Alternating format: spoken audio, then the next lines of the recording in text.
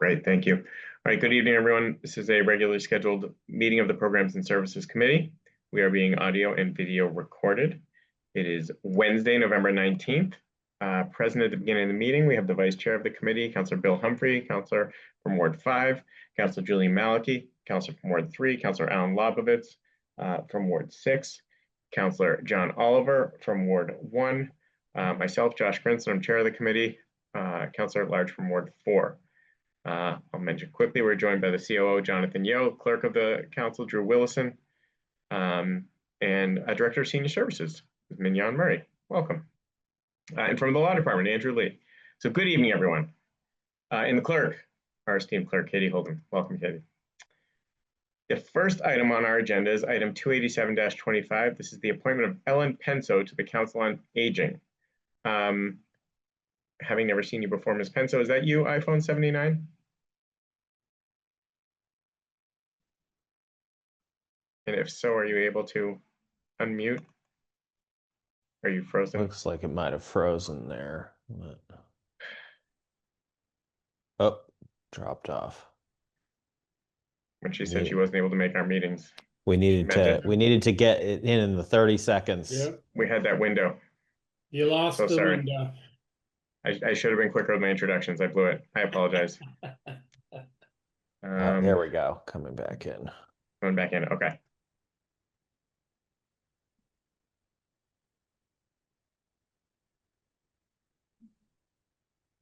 All right, Ms. Penso, is that you now? Are you with us? Are you able to unmute? I cannot hear you. You appear muted from our end. I don't know if you have the ability to unmute. If you're on the mobile Zoom, there's probably a button somewhere that like you might have to swipe to the left or something to get a button that does tap to speak.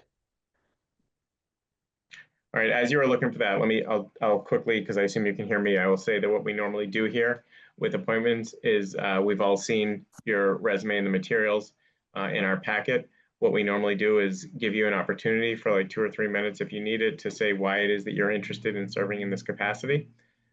After which I'll open it up to committee members to ask questions, after which we would proceed to a vote.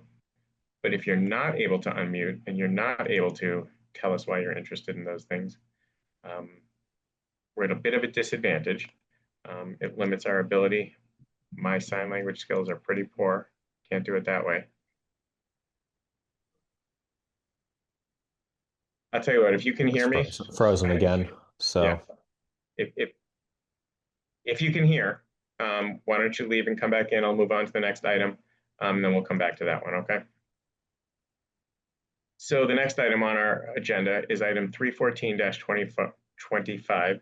Her Honor, the Mayor requesting a home rule petition to allow the City of Newton to post legal notice of public hearings online instead of in newspapers. I don't know if Mr. Lee, Mr. Yo, is one of you here to tell us about that request for a home rule petition?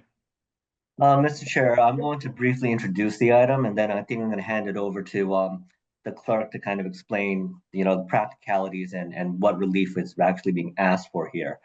So I think, sorry, I think that we got it unmuted finally. Ms. Penso, are you able to? Happy to take a step back. Okay, we can hear you. What I'll do, yes, we hear you. We can hear you now. Very quickly, let's go back to item 287-25, the appointment of Ellen Penso to the Council on Aging. Mr. Lee, Mr. Yo, Mr. Wilson, thank you for your indulgence. I don't know if you heard me. Usually I'll give you a couple minutes to say why it is that you're interested in serving in this capacity. Then I'll open it up to committee members to ask questions if they choose before we proceed to a vote. So with that, let me open it up to you. While we have you, tell us why you're interested in serving. Okay, so I have been on the Council on Aging for 2 years now, on the advisory committee, which is now combined with the Council on Aging. I've been a long time, over 40 years, Newton resident. I'm a retired physician. I'm very active in the senior center. I'm also an ombudsman at a nursing home through the Springwell program. And I've been a Springwell volunteer for over 20 years, initially with money management, and now since 2019 with the ombudsman program. So I have a lot of experience with housing for seniors, and that is a particular interest of mine. And that's one of the main reasons that I have been active with the Council on Aging. Great, thank you.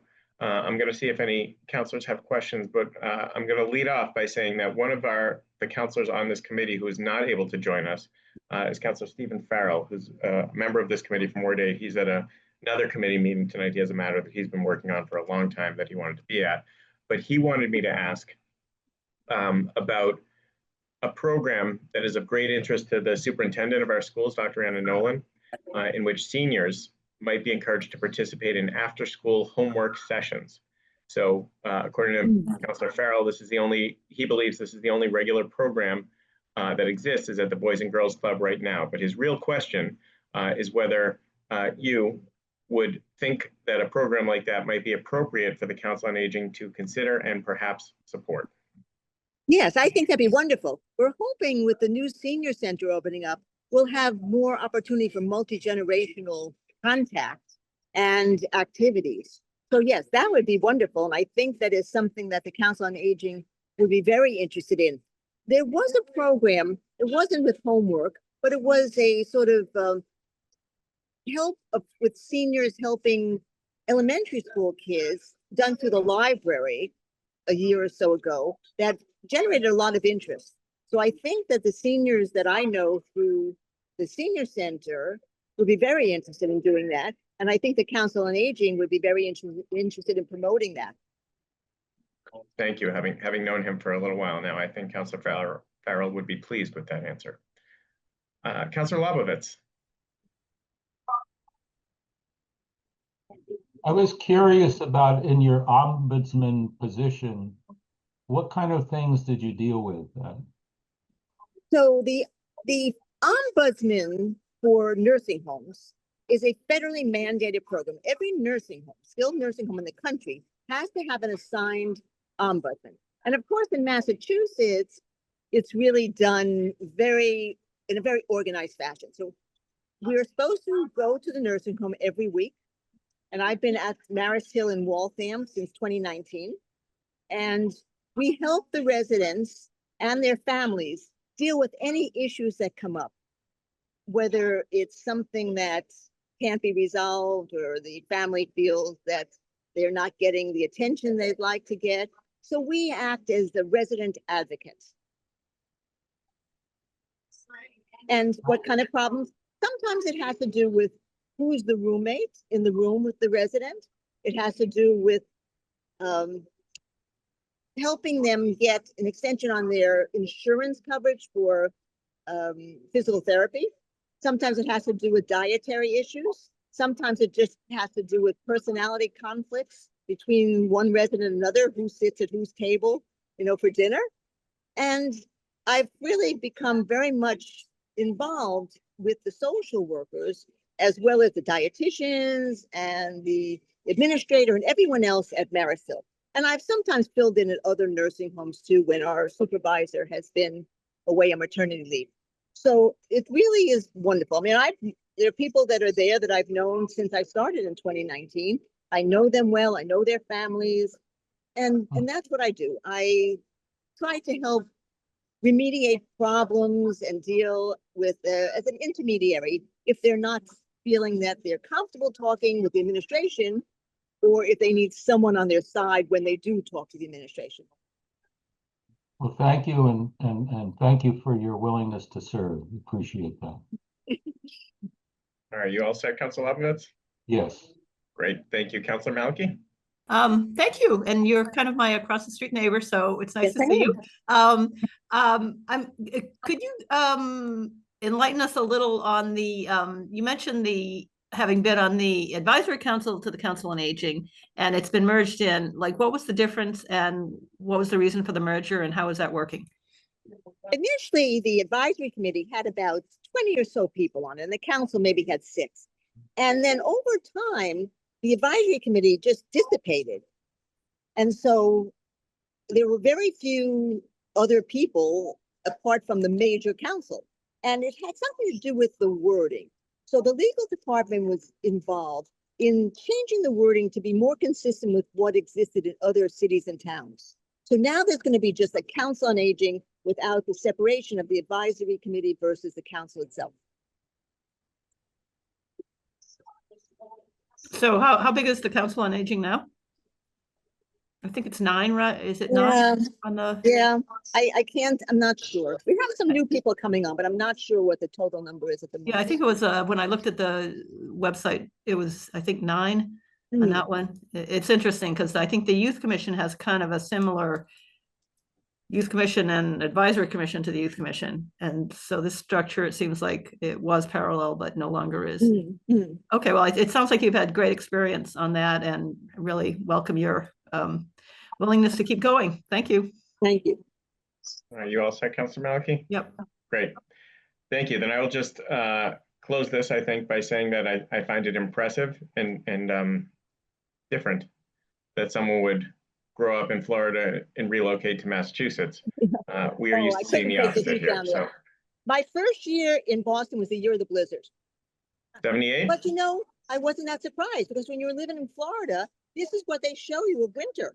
Sure. So I was like, what is the problem here? Why isn't everyone prepared? You were like, it's true. Yeah. Okay. Well, you are in my ward, Ward 4, so I am happy to move approval of this. Any discussion on that motion? Okay. Then all those in favor of approval, please say aye. Aye. Any opposed? Any abstentions? Okay. Thank you. What happens now is this moves to the full council. You don't have to be there at our next council meeting in about a week and a half. This will be taken up by the full council again. I don't expect any problems there. And then it will be approved. So thank you for appearing with us, Ms. Penso. Appreciate it. I know it wasn't easy to schedule this, but thank you for your time this evening. And we're not offended if you close your phone, turn us off and go about your business. Very good. Thank you all very much. I think it's fair to say most of us won't be offended, though. Very good. Just All right, kidding. have a good night. Just kidding. Thank you all. Bye-bye. Okay, back to item 314-25, requesting the home rule petition. So, Mr. Lee, thank you for your indulgence and proceed. Thank you, Mr. Chair. So currently under statute and several ordinances, there's a requirement if there's a public hearing that the notice be noticed in several different ways, right? We have to comply with the open meeting law. Notice is also sent to abutters by mail, but then there's also a requirement in many of the statutes that the notice be published, the notice of the public hearing be published in a newspaper of general circulation for at least 2 consecutive weeks prior to the date of the public hearing. It's that last requirement where the notice of the public hearing has to be published in a paper, like the actual physical newspaper, that is the subject of the home rule petition that has been docketed with the city council. What the home rule petition is seeking is, in lieu of publishing that notice in the hard print copy of the paper, the city would have the option to instead post that notice still the 2 consecutive weeks prior to the public hearing in either a newspaper's website, a local newspaper's website that needs to meet certain criteria, a statewide database with regards to public hearing notices, or even a local database for the city that is maintained specifically to notify the public of public hearings, and it acts as a repository. So that's essentially the ask under the home rule petition. Just to be clear also, nothing about the home rule petition affects the paper notice that's mailed out to abutters. Nothing affects our obligations under the open meeting law. It's simply the requirement to publish the notice in the newspaper. And lastly, I do want to note that there's similar special legislation that was granted to 3 communities in Massachusetts last year, certain variations of what's being requested under the home rule petition before the city council tonight, and those towns were Arlington, Lexington, and Lincoln. I'm going to hand it over to our city clerk, who can speak more about the practicalities that go into the actual publication notice itself. Mr. Willison. Yes, I don't have a whole lot to add here other than our office is in agreement. The paper we generally use is the Boston Herald. We don't have any. It doesn't appear to net us much of anything else. So the ability to use, in most cases, probably either the Fig City News or the Newton Beacon, we believe suffices, and frankly is a lot more convenient, and probably is actually seen by more local constituents than using the traditional print version of the Herald. So we're completely in support of what the law department's trying to do here. Great, thank you. All right, I see a couple of questions. Let's get a couple of questions and we'll move on. Councilor Oliver. Great, thank you, Chair Krinsman. Just a couple questions. Are we going after the home rule petition to just change what I'm going to call the channel that we're using, or are we hoping it might shorten the lead time as well? Like, are we still going to be out for 2 weeks ahead of any public hearing? So in terms of what's public facing, it's all just the medium by which the information is being given. It's still going to be, again, the 2 consecutive weeks, the lead time prior to the public hearing that it needs to be there. But in terms of staff lead time, you know, when we have to publish it with a newspaper, you got to send it a bit earlier. And you know, Councilor Oliver, because you're co-chair for ZAP, during our meetings, we take that in consideration when there's a public hearing. We say, oh, we need that extra week beyond those 2 weeks, which it will shorten that, you know, somewhat, but that's not the most pressing concern. Okay, and then I've always kind of just been curious, why the Herald and not the Globe in terms of a print medium? I don't even know who would know the answer to that. I'm not quite sure what, because it does seem to me It's Globe might purely have more cost. readership cost. Yeah. Yeah, I was going to Yeah. guess 2 things. I feel like the Herald has a pretty robust section of public notices, and I was going to guess cost, but I don't know if Mr. Lee or Mr. Wilson wants to speak to that. From our standpoint, it's primarily cost, and we're not sure the cost is worth the. The We're not juice sure isn't worth that- the squeeze?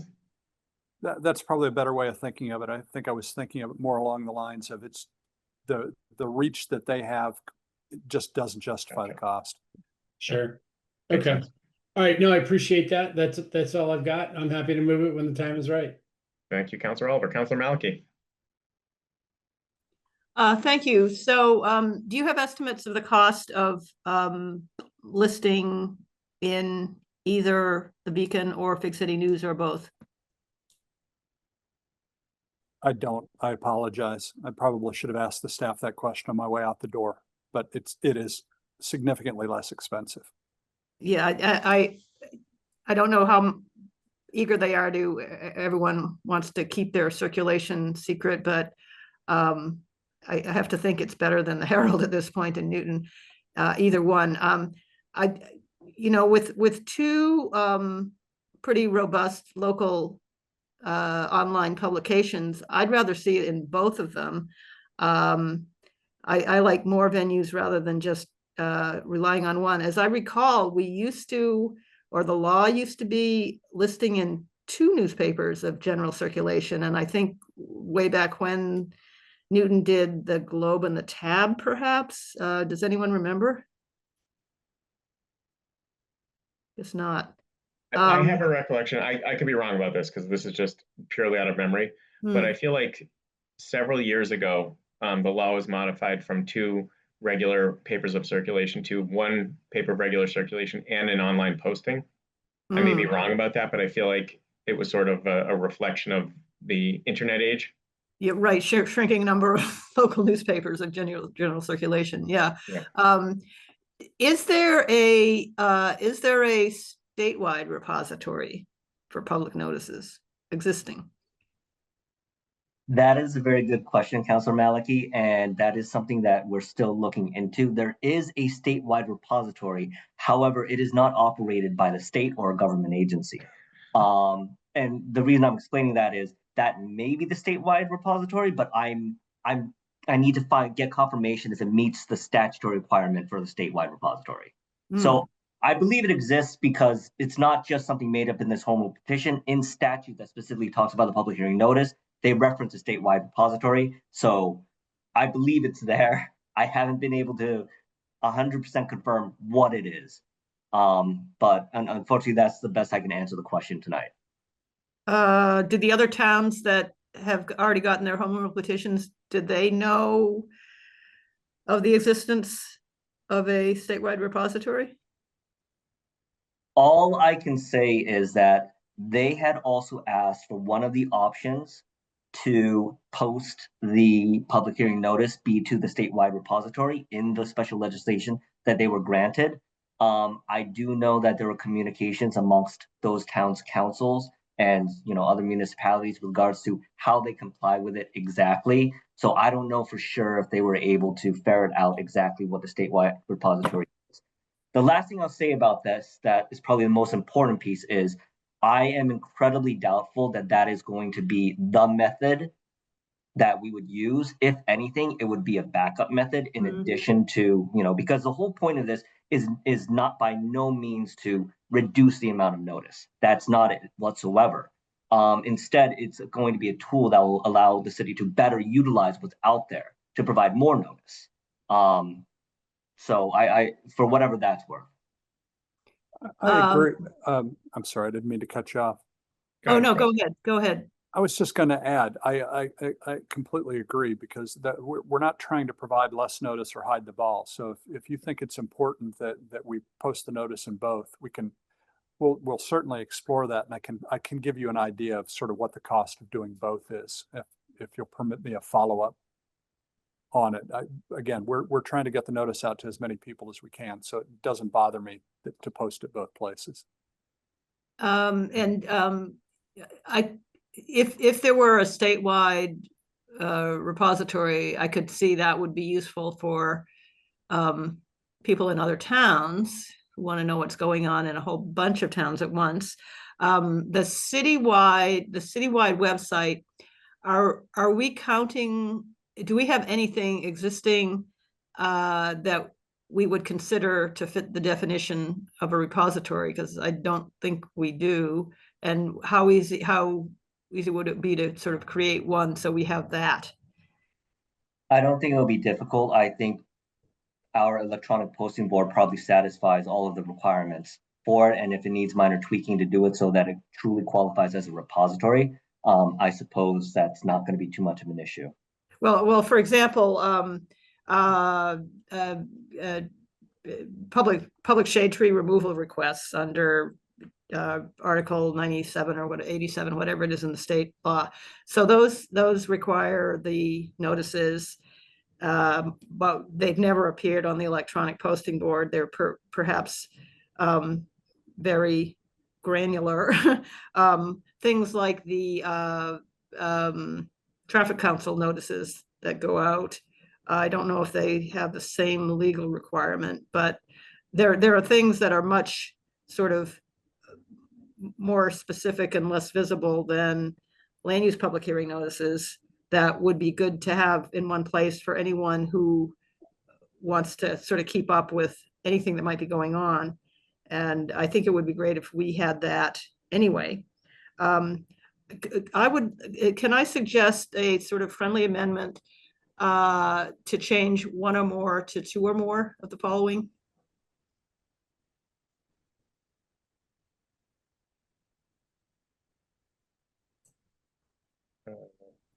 In the language. Oh, in the language of the actual home Yes, rule? such requirement may be met through one, where it says one or more of the following means. Can we say two or more of the following means? So thank you for showing it. I see what you're talking about. Get back to where we were, where once upon a time it was two newspapers. Mr. Yo, are you able to hear me? I know you might be in another meeting. Mr. Yo, are you there?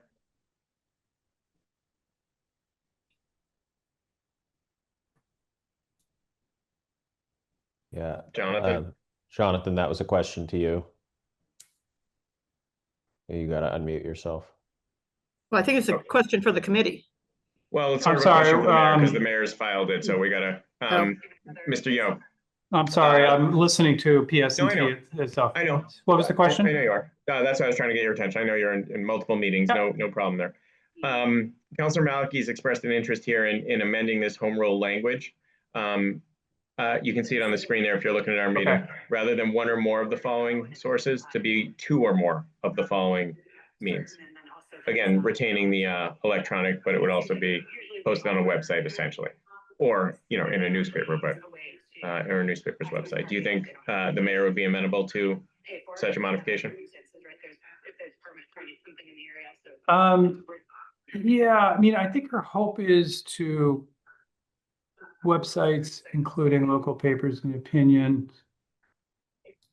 I mean, considering that one of the two could be our own. Okay, yes, okay. Repository. Yeah, I'm looking at number V. Yes, our own website, as well as, I think our hope is to get, Fig City or somebody like that Yeah. to create a section for these kinds of things. We haven't worked that out completely yet, but I mean, it's our I would hope. guess that 2 or more is within the intent of.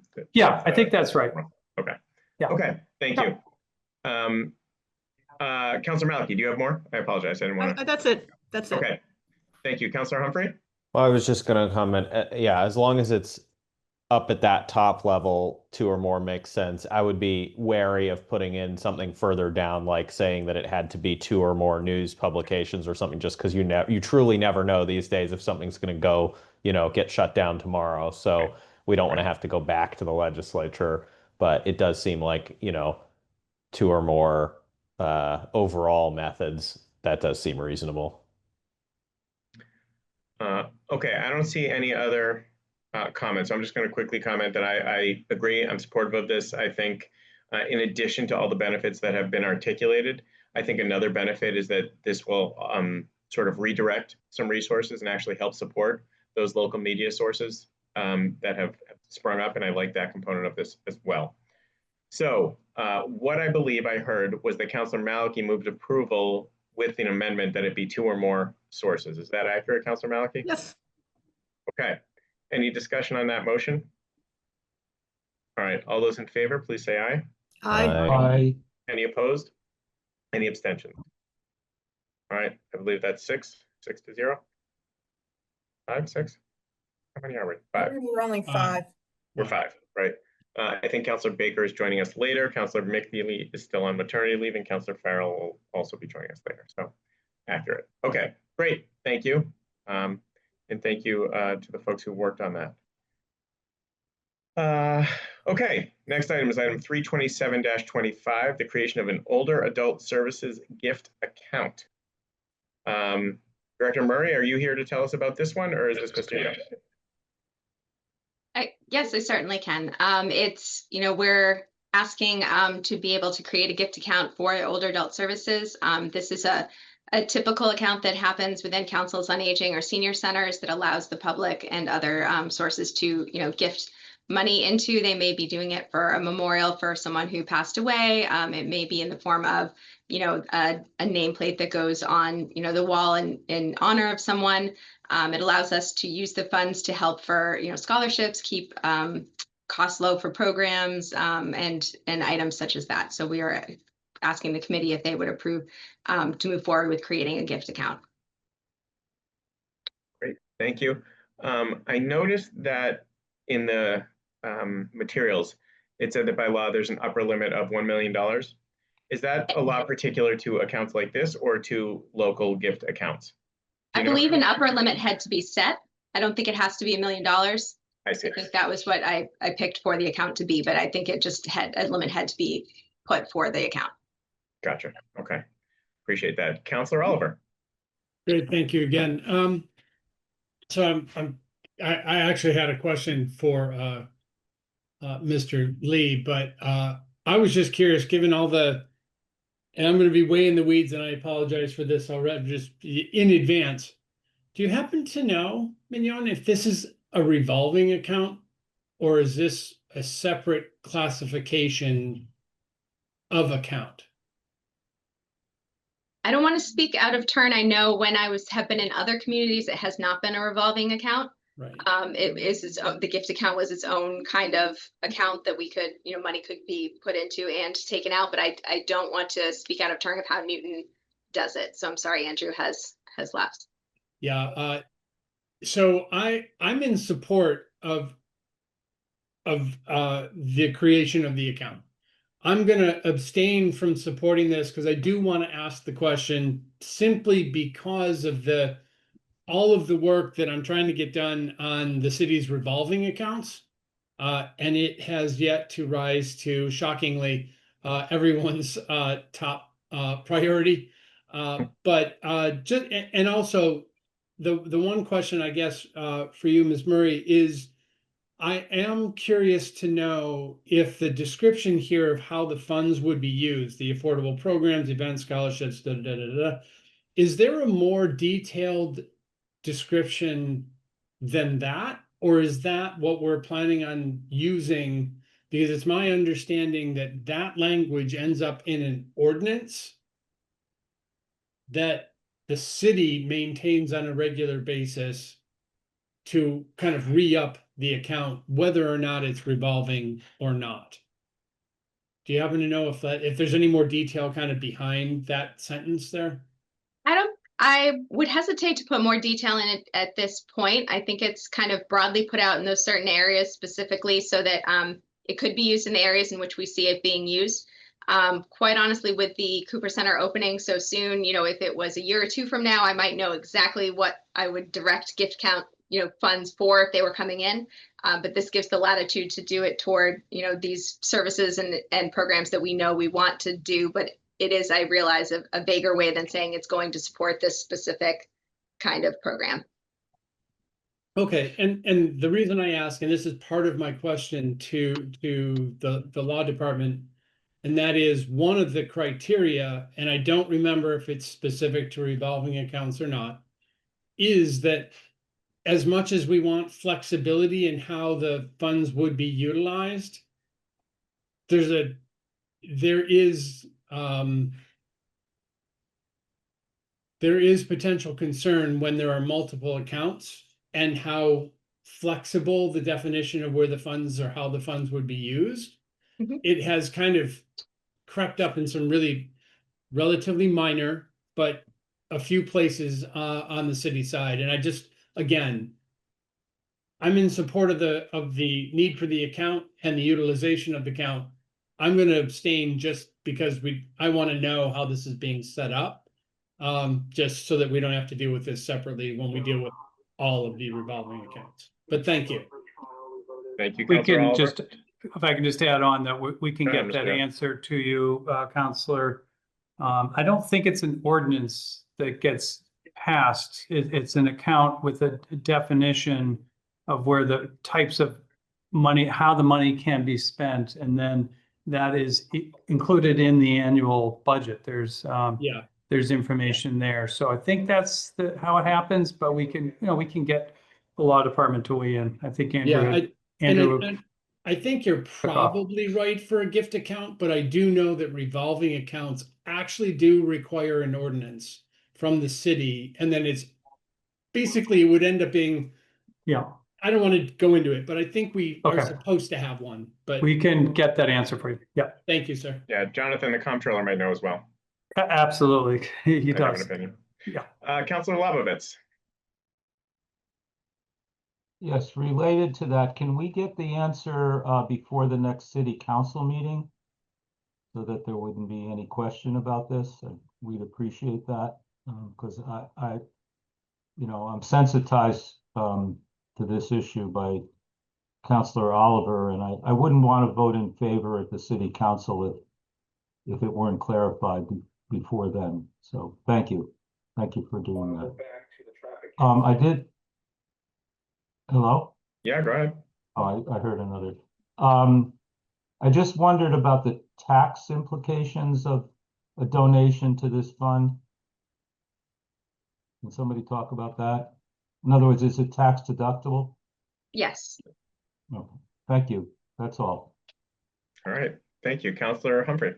Well, I was just going to comment that the gift accounts and appropriations are on the same page in the budget each year with the revolving fund things.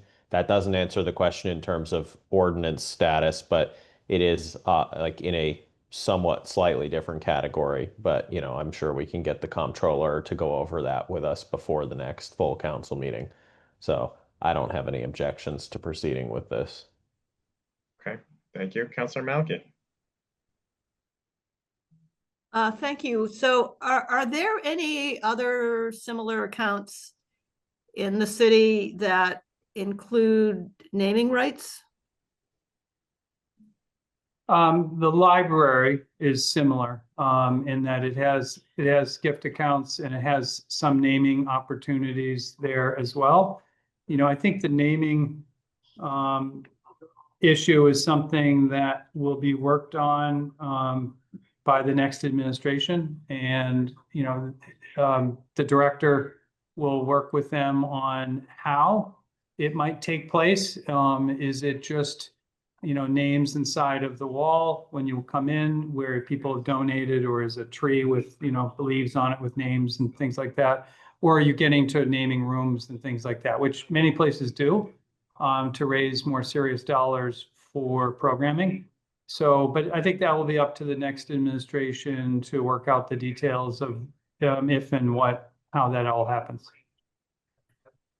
Yeah, It's pretty standard in Mignon can tell you, it's pretty standard in senior centers, certainly in libraries across the Commonwealth. the reason I ask is it's been, gosh, I don't know, it could be 20 years or something, but time flies. I seem to remember the last time the issue of kind of selling names of naming opportunities came up. It was moderately controversial whether that was a good idea. And I'm kind of, you know, I like the idea of the account, but it seems like we're throwing in something that could be subject to more debate into what seems like a sort of simple thing. And I wish at this point it were just about establishing the account and not talking about naming rights. But maybe that's just me. Jonathan, I don't know if you're talking to this group, but you're muted if you're talking to program services. I'm sorry.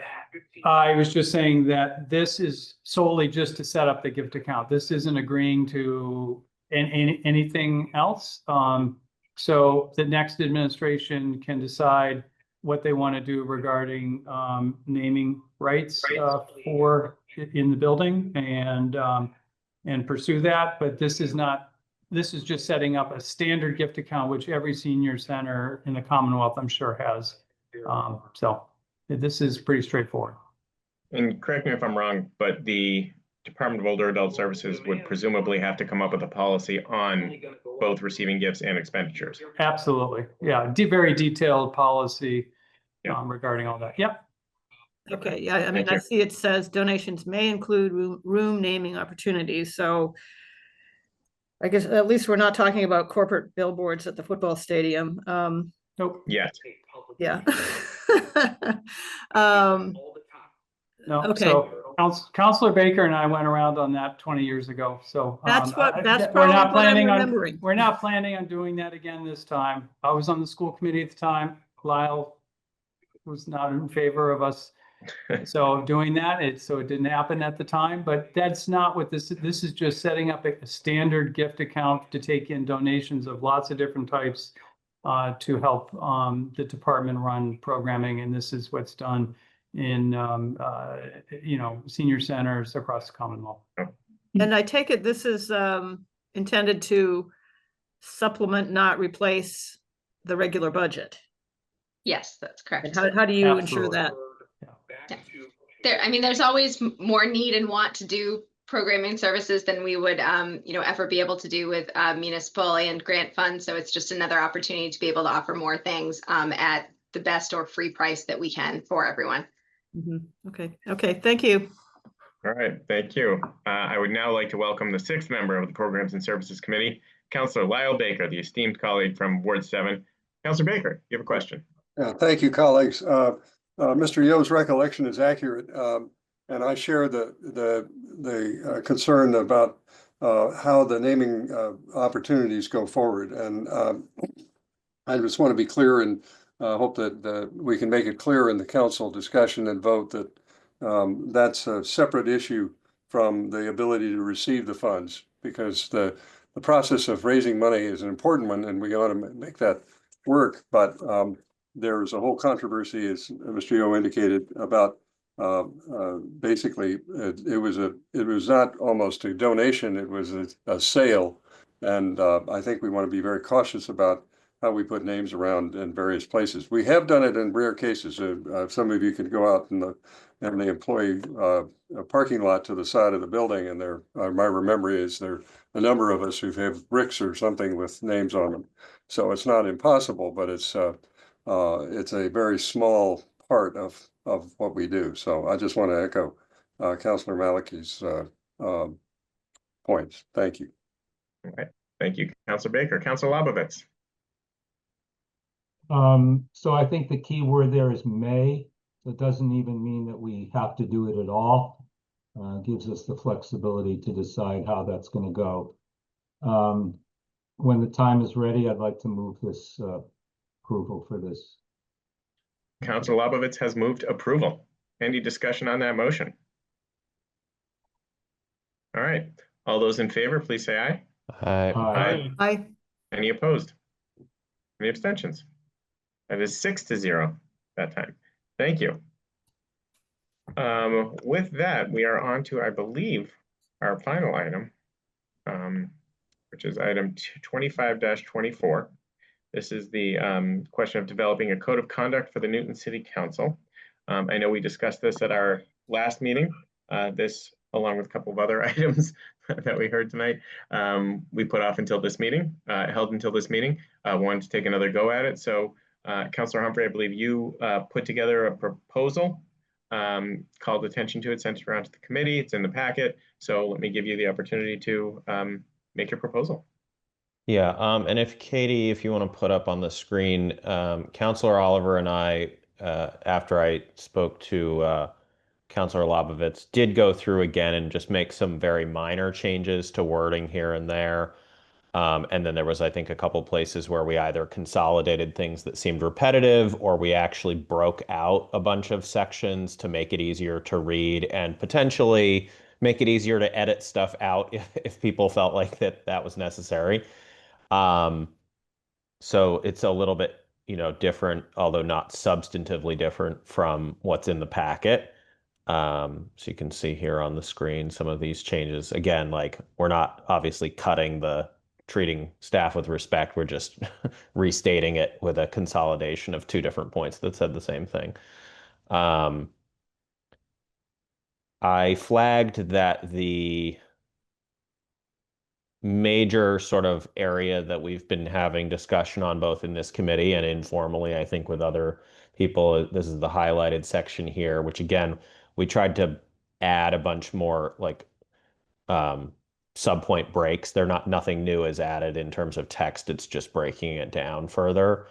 And this again seems to be, I think, the aspect of which there's been the most discussion. People having concerns or questions or whatever. And I guess that's where I would hope we would focus our conversation tonight. And, see, is there, do people have issues with it? Do they have suggestions of better ways of doing it and so forth? But, I do think everything in here makes a fair amount of sense to me. I am a little bit concerned that if we have a code of conduct with no sort of mechanism of what happens after, if it's violated, that, that's not a especially strong code of conduct, but I'm certainly willing to have a discussion about it, I guess. Okay. Thank you. I see Councilor Baker, you have your hand up. Councilor Baker. So I want to say I appreciate that there's been some edits. I think some of them have clarified their, just on the form, there are places in the draft that was in the packet where there were, I think the word, you needed a noun in front of the verb, counselor should and things like that. But those are drafting points that are obviously to work on. Well, to be clear, we're hoping, Oh. Councilor Baker, we're hoping to vote on this tonight, one way or another, because of the remaining calendar of council meetings. So I understand that, and that's why I Okay. want to get to the point I'm going to try and make. At the last meeting, you'd asked if you could think about edits that you wanted to make to try and do those, and I went through to try and figure out edits that I thought were appropriate. And I ran into this problem, And it leads me to be in the uncomfortable position of not feeling that I can vote for this tonight. And let me tell you why. There are two things we already have in the council that cover many of the same issues, except for enforcement and harassment. So one of them is a statement of best practices, which is on the city website dated 2018, the first page of which I've asked the clerk to be able to show us all here in a minute. And the second is the provision of the rules that talks to the rights and duties of members. And if you take a minute and look at those, and I'll ask you to put them up in a minute, they cover virtually everything except harassment and the enforcement and the statement of purposes that this code of conduct covers. So I feel that we've got already before us some things that are designed to respond to the issues that the code of conduct is seeming to address. It's not like this has not been part of our culture as well as our rules in some cases. And so the problem I have is that the document here, I think, goes farther than it should in terms of the enforcement process, and it just, I think, restates things we already have. I'd like to ask the clerk to just show those to you so that you can judge for yourself. But that's why I ultimately, after trying to do some edits along the lines you suggested, ended up finding that I couldn't really add anything that wasn't already here. This talks about, if you a little slower, Ms. Just go back to the top. You just see certain things before the meeting, read materials, become familiar with the rules, arrive on time, notify the president, address appropriate, address people properly, raise your hand, all of the things that sort of go to the conduct of the meetings. You want to go down a little further. Stay on point, listen attentively, feel accompanying engaging in robust debate. This is a point that's in the code. Disagreeing without being disagreeable. Remember that we're in public acting as representatives of the city. Avoid using cell phones. After the meeting, you go down a little farther. Meet individually in periodic places. If a brief concern, raise it with the president. So there's sort of an informal process of resolution of disputes. And then if you can go to Article 3 of the rules, it talks about the conduct of the members of, go to the first one up there, Ms. Talks about notice attending the meetings, which the code of conduct talks about, punctual attendance. Then in speaking, talks about addressing the presiding officer and speaking with respect to the members of the various, to the colleagues on the council, and not interrupting. And so it seems to me that we, in our rules and in that statement, we've got covered virtually all the same things except the enforcement and the harassment provision. So I'm in the, as I say, in the uncomfortable position of thinking that we've got what we need. And while I could try and wordsmith further tonight, I'm not prepared to vote for this in its current form. So that's my difficulty. Thank you, Councilor Baker. Well, Councilor Humphrey? Certainly, I don't agree that this is covered by the rules, or else we wouldn't be having this conversation. And the best practices document almost never comes up. That's is maybe the second or third time I've ever even had a reason to look at it. It's sort of discretionary as I understand it. Some of the points are directly contradicted by other things elsewhere. I think any president could change the best practices unilaterally if they wanted to. And this is where, you know, the proposal before us is to enshrine a formal code that everyone is signing on to on day one of their time in office. You know, again, we can have a conversation about whether we think the enforcement mechanisms or whatever are appropriate or not appropriate. I also am a little bit not sure what you're saying in terms of you mentioned about the harassment policy not being covered under any of that, but you haven't actually suggested that you want to incorporate that anywhere. So I don't know if you do, but that is sort of a key section of this. Well, I think the harassment piece is for involving city employees. I'm not sure that I'm not opposed to it, but I think that that is a separate. If there's one thing that the code adds, it's that. But I wouldn't adopt the code to do that. I could think that could be the subject of a subsequent matter before the council. So that's my difficulty about it. Councilor Oliver. Great, thank you, Chair. I think that it is acceptable for there to be overlap, in my opinion, between a code Can of you be a conduct. little closer to the mic? I can't quite hear you. Oh, I'm sorry. Can you guys? All right. So I think it's using this one. I think it's acceptable for there to be overlap between the code of conduct and best practices, because I do believe, and perhaps myself and Councillor Humphrey are missing something here, but it's my understanding that the best practices are just that. They're basically put in place by the president, and they can be modified pretty much, or dismissed entirely without consent of the council. And I think that can be okay as well. But I do like the idea of having a code of conduct in place. Whether or not every particular item in here is going to be suitable to the entire council, fine, let's have that conversation. There are a couple of elements here that I think are important.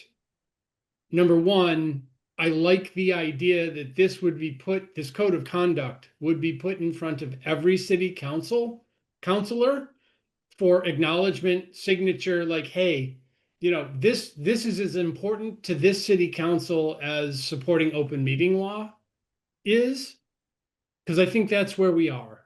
I do believe that the second item that I think is really important for us to find a home for, and I think, again, code of conduct is the right place for it, is the harassment policy. I think I heard this conversation correctly when Councillor Humphrey pointed out that he is ecstatic, that might be my word, that a lot of people on city council have not been exposed to or had to worry about that particular clause. But unfortunately, there have been a few instances where some people have felt that they are being harassed. I personally think that's unacceptable. And if for no other reason, I'm supportive of this plan or the code in particular, and would really like to get into the ins and the outs of what is in here. Because I do think it's on the whole, I believe it to be worthwhile. Thank you. And I want to respond on a process point if I can at some point. I don't see other hands at the moment, so Councillor Baker, go right ahead. Okay. So the other part of this is the framework of the code, because we really have the best practices are, as you've indicated, promulgated by the president, but they've been part of the council since 2018, and they are not enforcement driven, but they have statements of policy, which I think are helpful, but they are not binding on the council, as you point out. I don't see the code of conduct being binding on the council. The council, you either have an ordinance or you have a rule, but the code of conduct is in the same category to me as the statement of best practices. It has a different frame around it, and it's called a code, but it does not have any legal authority. It is not an ordinance. It's not a rule. It is guidance, but it has a mechanism in it that seems to sound like it has the force of law. And I don't see it having that force. And therefore, part of my difficulty also is that it's sounding like something it isn't. So, Councillor Baker, why do you think that the law department didn't raise that objection when they reviewed this line by line? I don't know. I don't know what the law department was asked. Law department, this is not something the law department has to opine about. It's just that it is not a rule. If it were an amendment to the rule, it would go through the rules process and become part of the rules. If it were an ordinance, it would go through the ordinance process. But other than that, it's like the statement of good practices, which we already have. And so that, to me, I think the rule actually that we do have about speaking respectfully and so forth is an actual rule. So that part of it, it seems to me we already have got, and we've got in a format which is appropriate. So I'm just, this is part of my difficulty with this at this point. And it's also, I just have to say, we're talking about something at the very end of the term. We've got, I understand the desire to vote this out tonight because we got one substantive meeting of the council, but to have the council asked at its last substantive meeting to adopt a code of conduct for the future council frankly, I don't look upon this with a hope that even if the committee voted for it, it's going to get a warm reception from our colleagues. Let me just quickly acknowledge that we've been joined by Councillor Farrell. So the that's seventh member of our committee. Go ahead, that's Councillor. and I fully appreciate the intent that Councillor Humphrey has put into this and the idea that we should have standards and those are important, but I think we've got some of that already. And so I just think this is not something I'm yet ready to vote for. I wish I were, but I just have to be candid with you. Okay, well, if I can again respond, Mr. Chair. So in terms of timing, as you know, this was docketed at the end of the previous term. We've been working on it through the course of this term. We had a presentation. There was backup materials on that, I believe, in April of this year that was available to everyone. The code draft is substantially similar to the points that were presented in that. You know, the researcher that worked on that pointed out, which I think we haven't discussed very much, that part of the point of having a code of conduct enshrined is to protect the council, not just to protect the councilors. It's about reputation management in the eyes of the public. There is a crisis of confidence right now in the public about the way that the council has not handled certain things recently. This is attempting to address some of that. If it weren't necessary, we wouldn't be having the conversation. Unfortunately, it is. We've been working on this all the way through. It comes to the end of the term. That's how it goes. I don't see it, you know, certainly the law department did not raise any objections whatsoever when they made a very thorough review of this to see, you know, is there anything that would, you know, there were certain things they asked us to take out because they didn't want to have legal conflicts with things like that, right? We did that. We followed all of their directives. We had very detailed conversations down to the level of certain word choices in certain sections, right? So they vetted that. The docket item, you know, is requesting the development of a code of conduct for Newton City Councilors. It specifies some other things. I don't see why there's any reason why the council, a majority of the council, cannot set this for itself through a formal voting process on a docket item. And it can, of course, be amended by future councils by a majority as well. You know, I don't know the exact sort of distinction that you're making in terms of process here beyond that. But again, this is not a surprise proposal. This has been in the works for 2 years. It has not gone as quickly as I would have liked. I think the frustration that you may be hearing is that I would like us to have a substantive discussion about how to make this the best possible code of conduct that we can draft, rather than just a no conversation, which I don't think is productive. And I think that I have no idea what the rest of the council thinks, but I suspect that the rest of the council may have a different opinion than this committee, and also that there's going to be plenty of people who do think this is a good idea. And so again, you know, I would appreciate some collaboration on getting this to a version that people feel is acceptable. And if we need to cut out certain sections of it tonight, we can have that conversation. But so far, we haven't had that conversation tonight.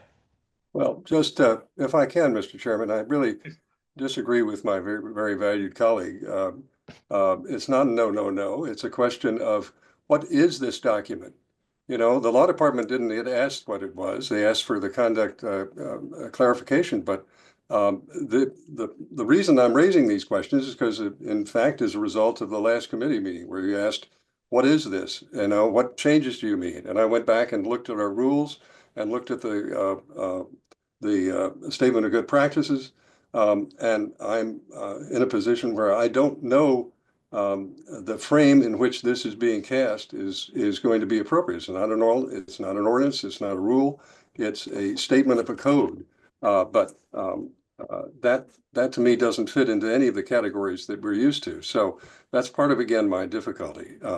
But I've expressed my misgivings, and I think it's certainly up to the committee to go into the document in detail. But I just had to say that at the outset because I didn't want to get into the word language, into the language without expressing the concerns I have about the framework as a whole. And I know it's been around for a while, but it wasn't really until I tried to do the analysis that was asked to look at the actual language and compared it with what we already had that I realized that I thought we've got essentially what we need in a frame that we can deal with. So apologies for that, but that's just where I am. Thank you, Councilor Baker. Councilor Labovitz.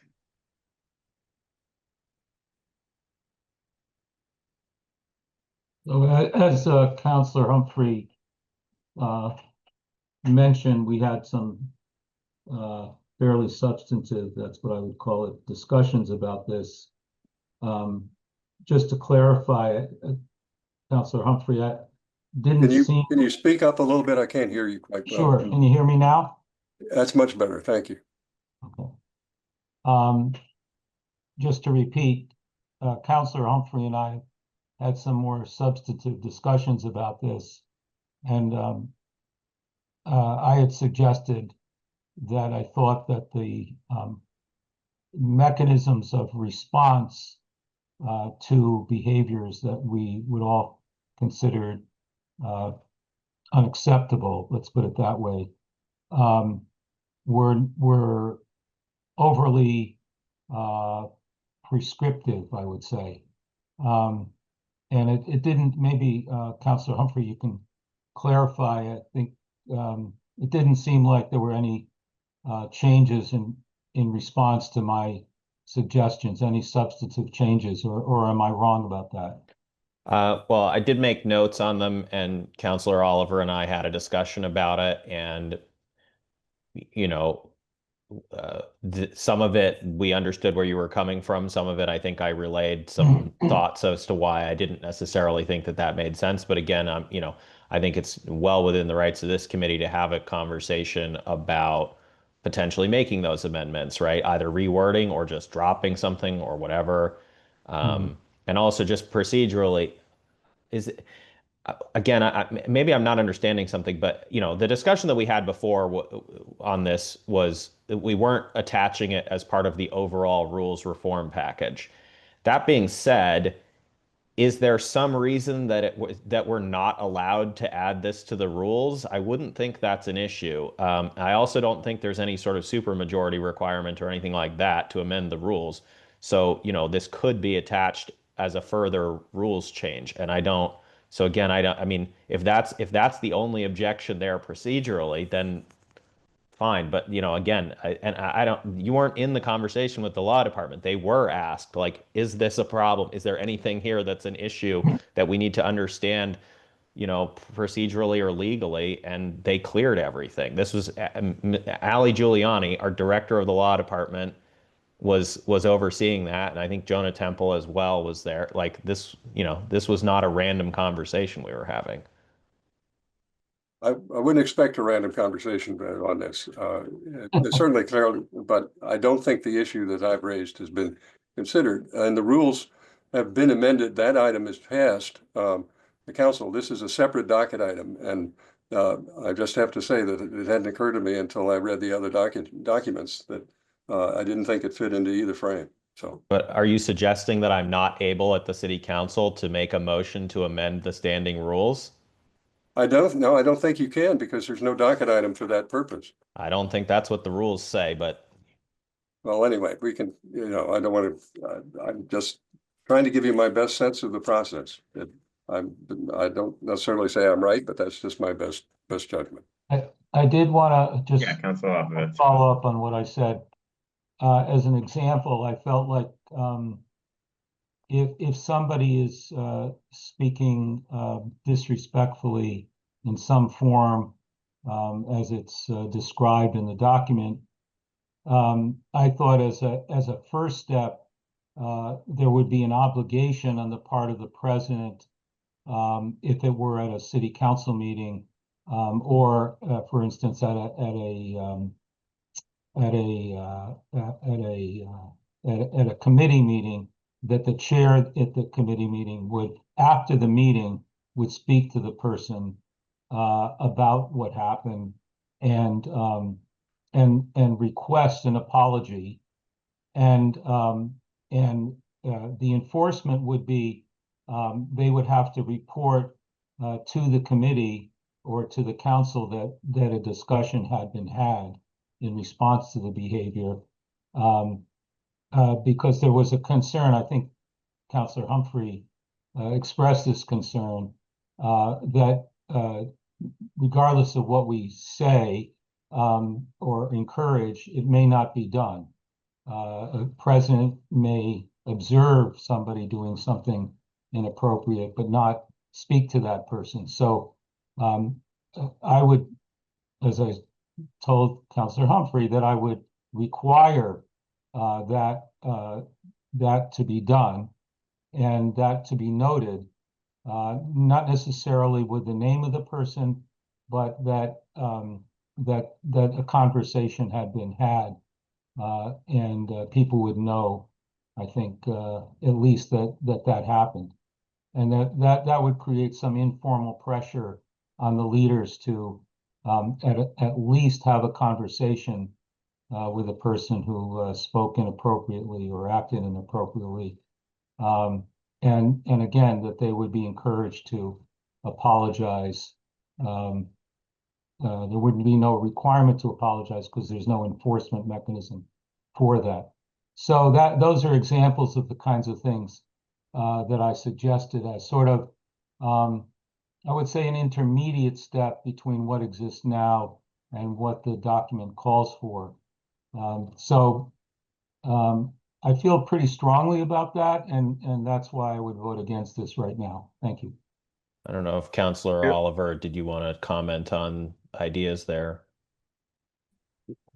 Jimmy, yeah. So I think, and if I may, I just want to I want to make sure we're talking about the same area in the code, which is I think it's 4B3 is at least what I'm looking at. Do you want to show that on the? You want to share screen and show us what the language is? For me too. Yeah, Katie, this is the Katie, can you- revised one. Is it possible to email the revised version to us or I something? did email it the other day. Oh, I'm sorry, I don't see it. I think it might have been today, Bill.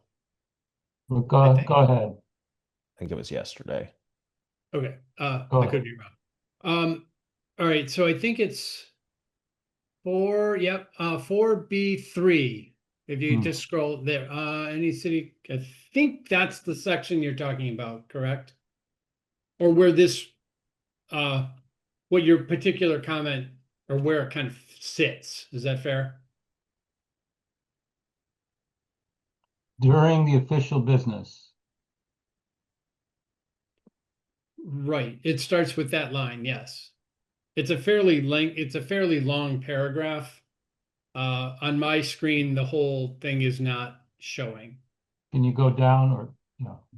There we go. There it is. Mr. Chairman, can I ask that the clerk email that to us separately? I can't get into my city email, as you know, from time to time, and this is one of those things. It gives a code. And Here, you want Katie to send it to your personal email? Is that? yes, if she would, just send it. I that just way did. great. I just did. Okay, great. Thank you. Ask and you shall receive. Fabulous. So again, yeah, I mean, that's an example of what I was talking about. I just think in the middle of a meeting, to call somebody out, to ask for an apology, I just think at this point in time, that's going too far. I think we could, I think we could have language along the lines that I'm suggesting. And then if we saw that it weren't working, we could change the rules along these lines. I think that the problem right now is that no one, it seems to me, and Councillor Humphrey and I have discussed the fact that this has happened. We don't think it's there's been an adequate response to these events on the part of people who are in the leadership. And I'm just suggesting that we, as I said, we take an intermediate step And then if that is not enough, we can always go further. So Councilor Lovovitz, can I just ask, we have essentially a proposal before us. Do you want to make some sort of motion to amend the proposal that's before us and see how the committee feels about it? Well, I mean, I'm fine with having a wordsmithing discussion here. I'm not locked in on the exact wording, so I don't, Right, I don't think I can do that right now. Okay. Okay. I'm trying to work on Because wording. Maybe I should have, for when I talked to Councilor Humphrey and been more specific about the language, but I didn't. And as he said, I think wordsmithing at this point, I don't want to do that. At least Okay. I don't want. Well, we can see where this goes, and if it goes, you certainly have an opportunity if it goes to the full council at that time, and you can Sure. wordsmith. Yeah. Mr. Chairman, just. Other comments? Yeah, Councilor Baker? Just to clarity, I've got something that Ms. Holden sent me, but it doesn't have any red lines on it. Is there another version that Mr. Humphreys, or Councilor Humphreys got? It should have the date 11/18 in it in the top. This one doesn't. This just says council draft. So I just printed it, so it looks very similar. I don't know if there's possible to get the others. If you give me 10 seconds, I can pull it up and send it to you, Councilor Baker, and anybody else who needs it. Yeah, I I think you probably heard, but Councilor Baker's having trouble getting into his city email, so send it to his personal. Yeah. Thank you. Apologies, colleagues. I have to print to read. That's my hold music. Sorry about that. Anybody else want it while I'm emailing? And I'm still working on, trying to come up with language that reflects what Alan's talking about, but that's going to take me a few more seconds at least. So. Okay. Anybody else need it? I do want to emphasize that I think we do have to do something more than we currently do. I think there is a problem here that needs to be addressed. I've seen it a number of times. I think other people have seen it, not acceptable. And we need to take care of ourselves more. And I apologize, Councilor Baker. I just sent you the red line version of the city council rules, Yeah, so I please saw that. ignore that. I'm glad to have it, but it's not. Yeah, I did too, but I didn't. Hang on. I mean, please Here carry it on the is. Here it discussion. is. Don't hold it up for my.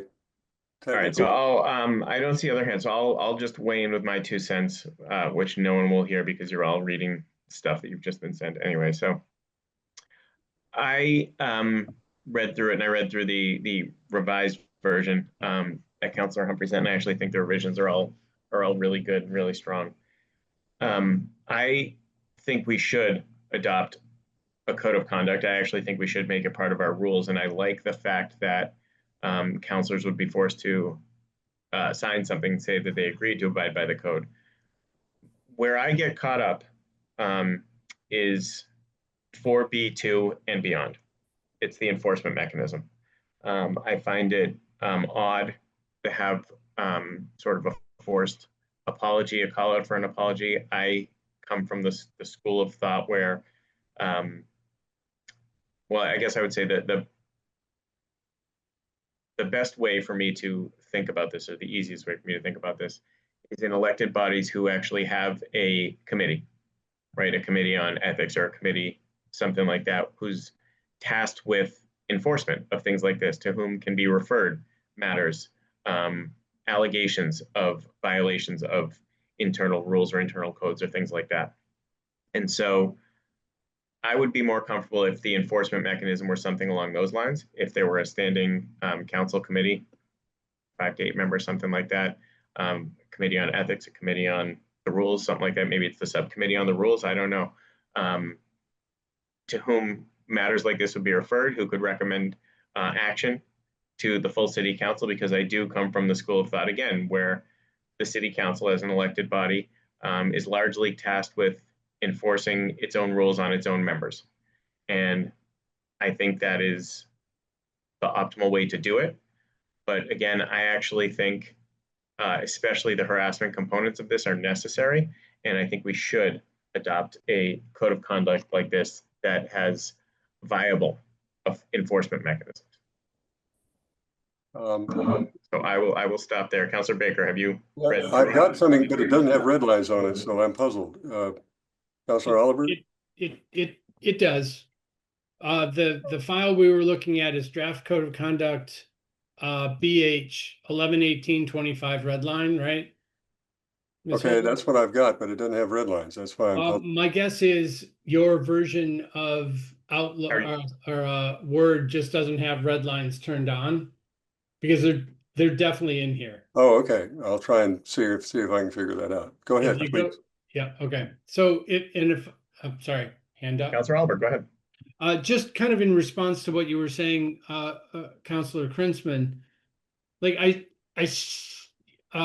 part of the conversation that Councilor Humphrey and I had today was around Section 4, right? The remediation and the violations. Yeah. And one question for you that I'm kind of curious, like if we were to keep, if I heard you correctly, 4A, 4B1. Could we screen share so everybody can see what we're talking about? Sorry. Yep. I'm sorry. I'm looking at, yeah, right. Thank you, Katie. Yes, thank you. And then how do you feel about the city council, the D that reads the city council president should hold at least one chair meeting a year, featuring an agenda item to kind of self-assess like how things are going with the code of conduct? Because I personally think that might be worth, it feels a little bit different than most of 4, because that does allow, like you just said, you know, the committee, or sorry, the council to kind of self-police, because there should be a feedback mechanism, and I think that's what this really is. And I think it might also get to a little bit, perhaps, of what Councilor Baker is talking about, and maybe even something that Councilor Labovitz just brought up, which would be, yeah, let's make sure we're keeping our own behaviors in check, at least annually, in an appropriate way. You know, the conduct is keeping pace with our bad behavior is another way to look at that. Yeah. Well, my personal opinion, right, was that I was not supportive of 4B2 and beyond. I like the notion of this, but I think it's more of a, you know, the president should do it when the president deems it necessary. I don't like the idea of a rule saying that there has to be one meeting a year to assess this when we don't know if there's any reason to or not. But I'm not, you know, overtly opposed to it. I don't think it's a bad idea. I just think it's the type of thing that, you know, president's discretion. How are things going? Fair enough. Again, my opinion, you know, up to obviously. Councilor Labovitz. Yeah, I was very strongly in favor of this. I told Councilor Humphrey. Again, I think self-reflection. I think the concern is if we don't do this, you know, it won't be taken seriously. If it's at the president's discretion, we know probably in a year time, there will be at least a few incidents along these lines. So I think it is important that we take time once a year. That's all we're talking about, and we're talking about not a whole meeting about it, but putting it on the agenda just to allow people to talk about, you know, how we're doing in that regard. So that's all I wanted to say about that one. I do have draft text for Councilor Labovitz's section, although that's in the opposite direction, I guess, of the Ethics Committee proposal from Councilor Krinsman. Hey, just because I have a proposal doesn't mean the committee's going to go for it. Right, so right. Go for it. Let me pull this up here. I haven't been able to control this committee all session, so why start now? So this is, I've highlighted here, this is the subpoint 3 there. Suggested language along the lines of what Councilor Labovitz was asking for. It's a little bit tricky to finesse, I think, but. So the purple is. No.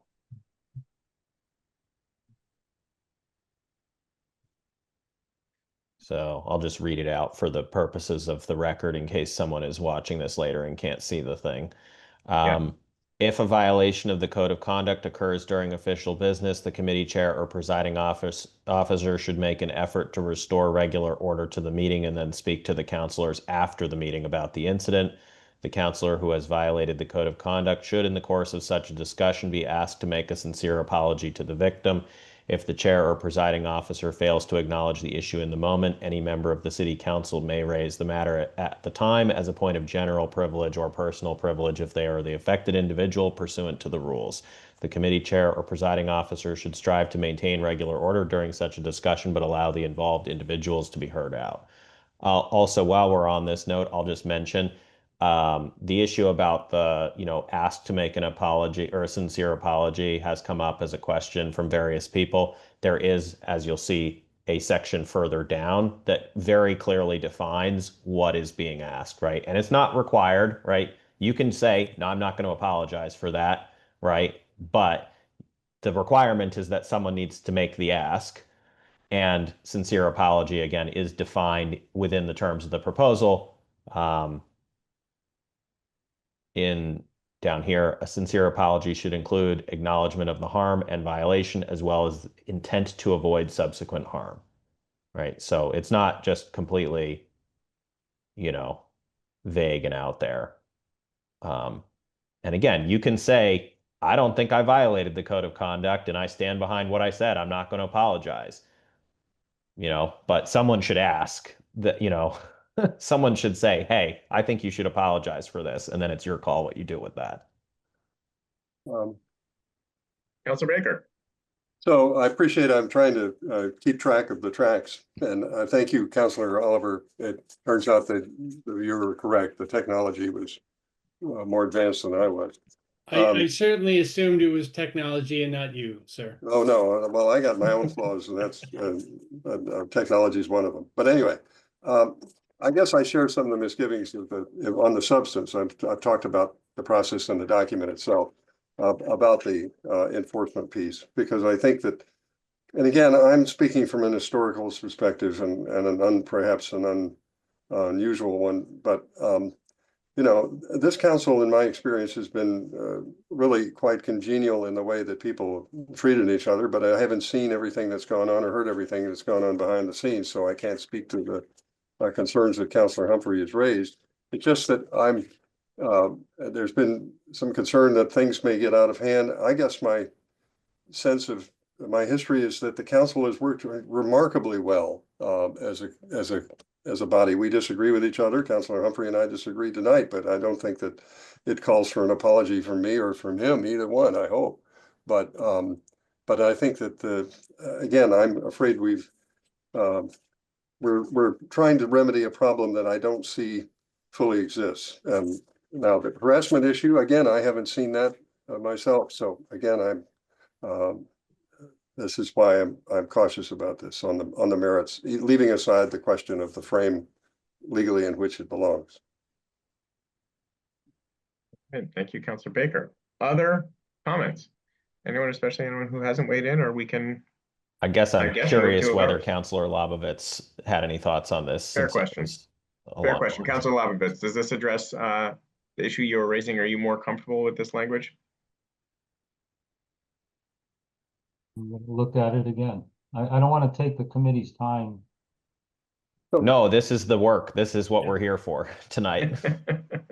Well, while he's looking at it, can I raise one other question? By all means. You had raised the issue of whether the enforcement section was necessary.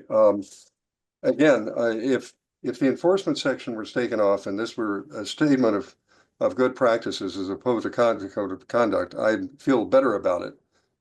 Because substantively, a lot of this material is fine. I don't have a problem with it, but I do share the chair's concern about the enforcement piece. So I'm just curious whether other members of the committee feel that it would be better without the enforcement piece or not, but I don't know. I'm trying to sort of think my way through this in real time as Councilor Humphreys asked us to do. Councilor Farrell. Thank you. Disappointed you're not in the chamber, but that's okay. Councilor Farrell. I'm enjoying myself once again, all by myself in the city hall. I'm concerned about the enforcement part of it also. I just think this can get very edgy, and it concerns me a lot. Now granted, I haven't been around here very long, and I don't think I've seen lots of back and forth discussion. Well, unfortunately, not enough in my opinion, but I've never seen anything that's crossed the line.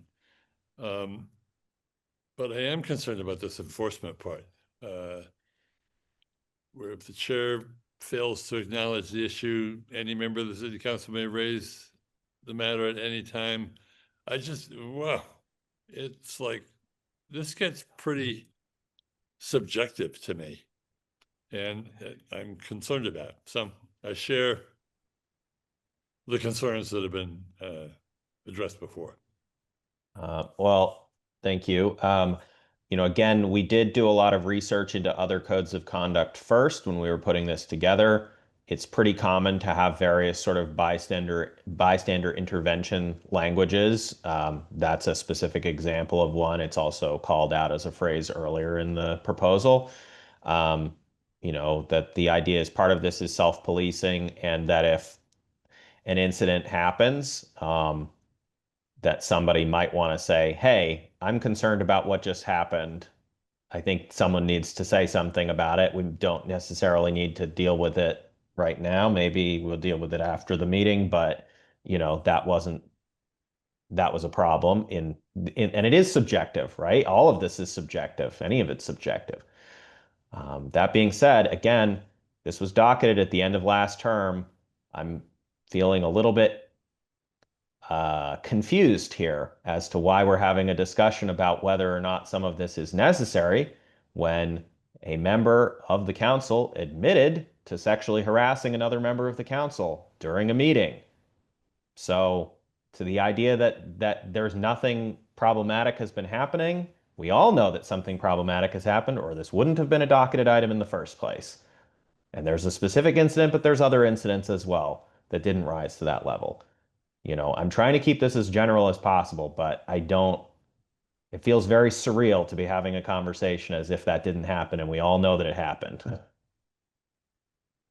Councilor Farrell. I guess, and it got resolved with a lot of, I don't know, did it get resolved with without a lot of public to do? It did not get resolved, and no apology was ever made to the person affected. Well, I'm sorry to hear that, but I'm not sure so what this does is make it more public. Is that correct? Yes, part of the thinking here is that the public should have a more accountable process and opportunity to look at this and decide for themselves whether they think that someone should be voted out over it in the next election. That's something that you have said many, many times in this committee, is that we have elections every 2 years, and that's the opportunity to vote people out over something, or at least pressure them into not running again. I certainly agree with that. That's why we do have elections, but it's hard for the voters to decide on that, though, if it's all handled completely opaquely behind the scenes. Well, I agree too that a lot of stuff gets handled opaquely, and that's unfortunate. If this stuff can't be substantiated, then people should be quiet about it. I don't know. I just am feeling very cautious about this. I don't know what else to say.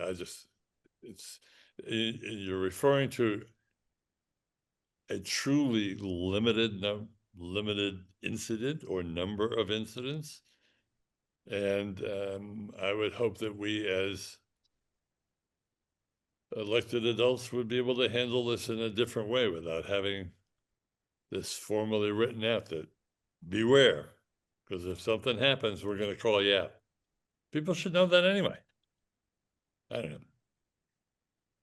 Thank you. Councilor Oliver. Great, thank you, sir. I just want to point out that I think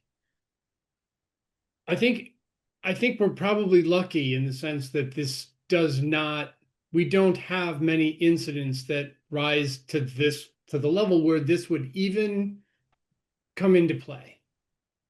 But the fact that we did, and there was absolutely nothing in place through HR, through legal, no remediation even through city council leadership, I think is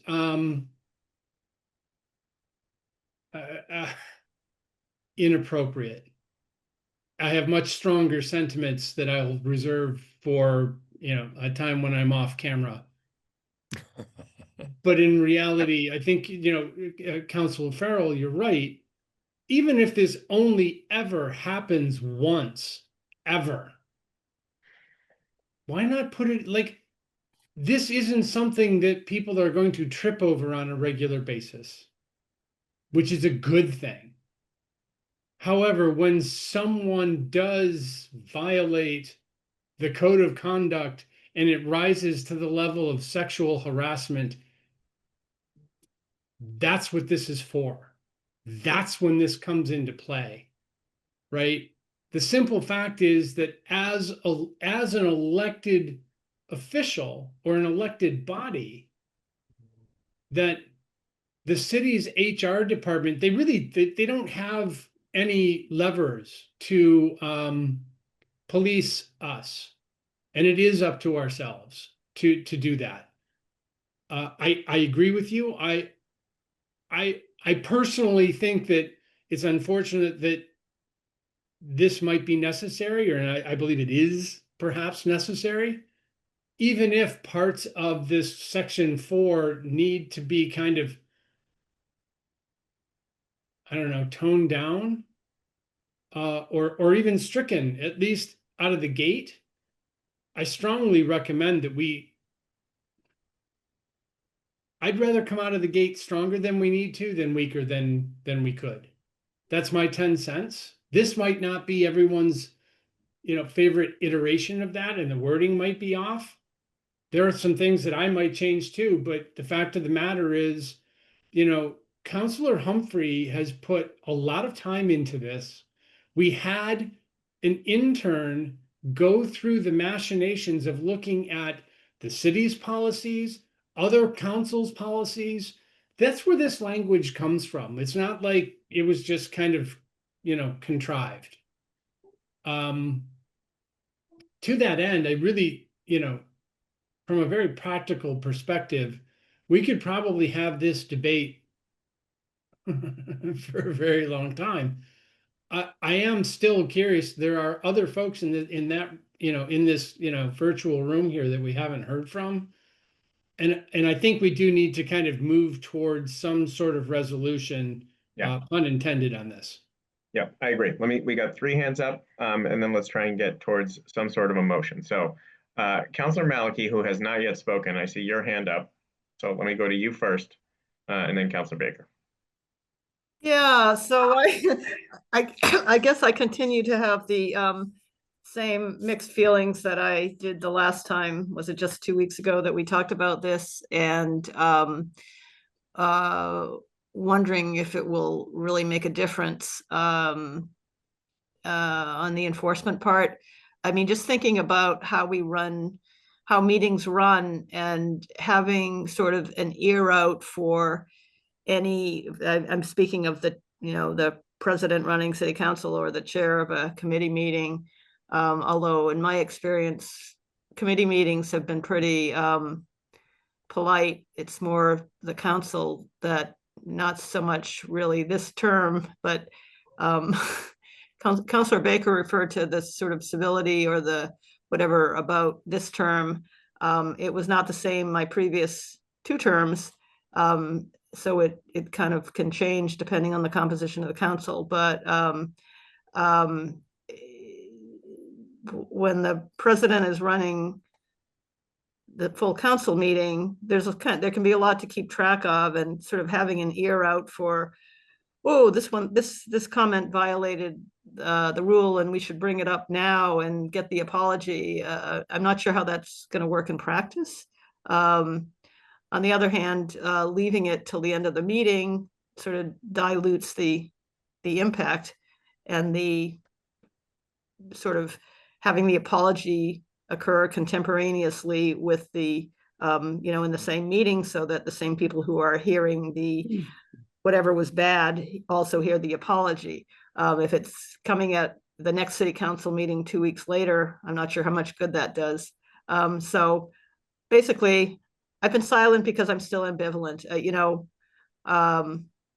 I appreciate Councilor Baker's points that a lot of this does seem repetitive to what's in the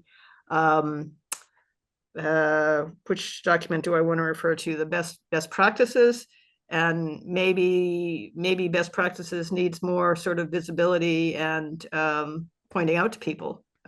So anyway, those are my comments for now. Still not sure how I will vote on this.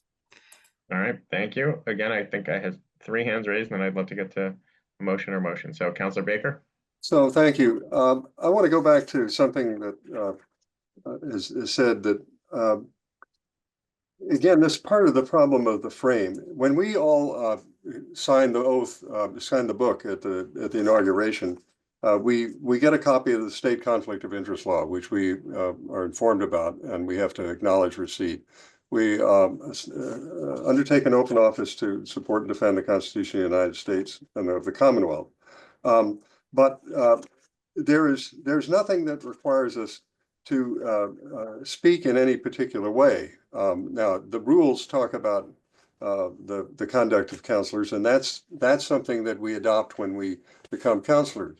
The code is saying when the council recognizes the expansive rights of freedom of expression, counselors are expected to remain to civility. These are aspirations, and if this were an aspirational document, I would feel very comfortable with it.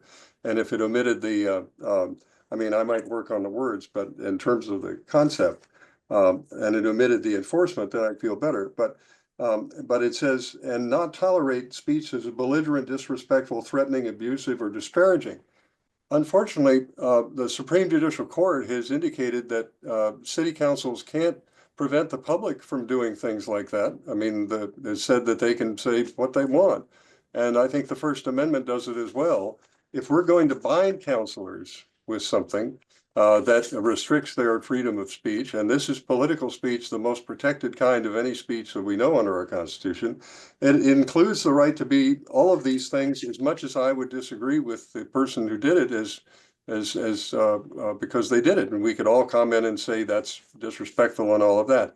But I just think that if these ideas should be aspirational, not necessarily in a code, because in code implies enforcement. And Councilor, perhaps because I'm a lawyer and Councilor Krinsman is as well, we both, when we are members of the Massachusetts Bar, we're bound by the code of conduct that is promulgated by the Supreme Judicial Court of Massachusetts, and each state has its own parallel version of those. And that binds us. That's different from a situation where we are trying to speak in an aspirational way, but make it binding in a code. So again, the frame matters to me about how we're doing this. If this were part of the statement of good practices and that beefed up, I would feel much more comfortable with it, because it'd say, this is what we think we ought to be doing. But to say it's a code implies that it's something we have to do. And that, to me, is beyond the scope of what our authority is under this arrangement. The rules maybe give us some of the capacity to do that, but I don't think this does. So I'm sorry, that's all I've done is talk myself further down the path of disagreeing with this, and apologies, but that's just where I am. Councilor Farrell. And I agree with what Councilor Baker just said about this stuff being aspirational. And I particularly look at requiring someone to make an apology to the victim in public. God, I see that in many instances going nowhere. And so what happens if the person refuses to do it? Then they refuse. Yeah, and that's what have we gained? The person, if we think they were being a jerk, then they're still a jerk. What have we gained by it? Well, now the public knows. I guess I do agree with, not I guess I agree, I do agree with Councilor Baker that this should be an aspirational document and framed importantly as such. Thank you.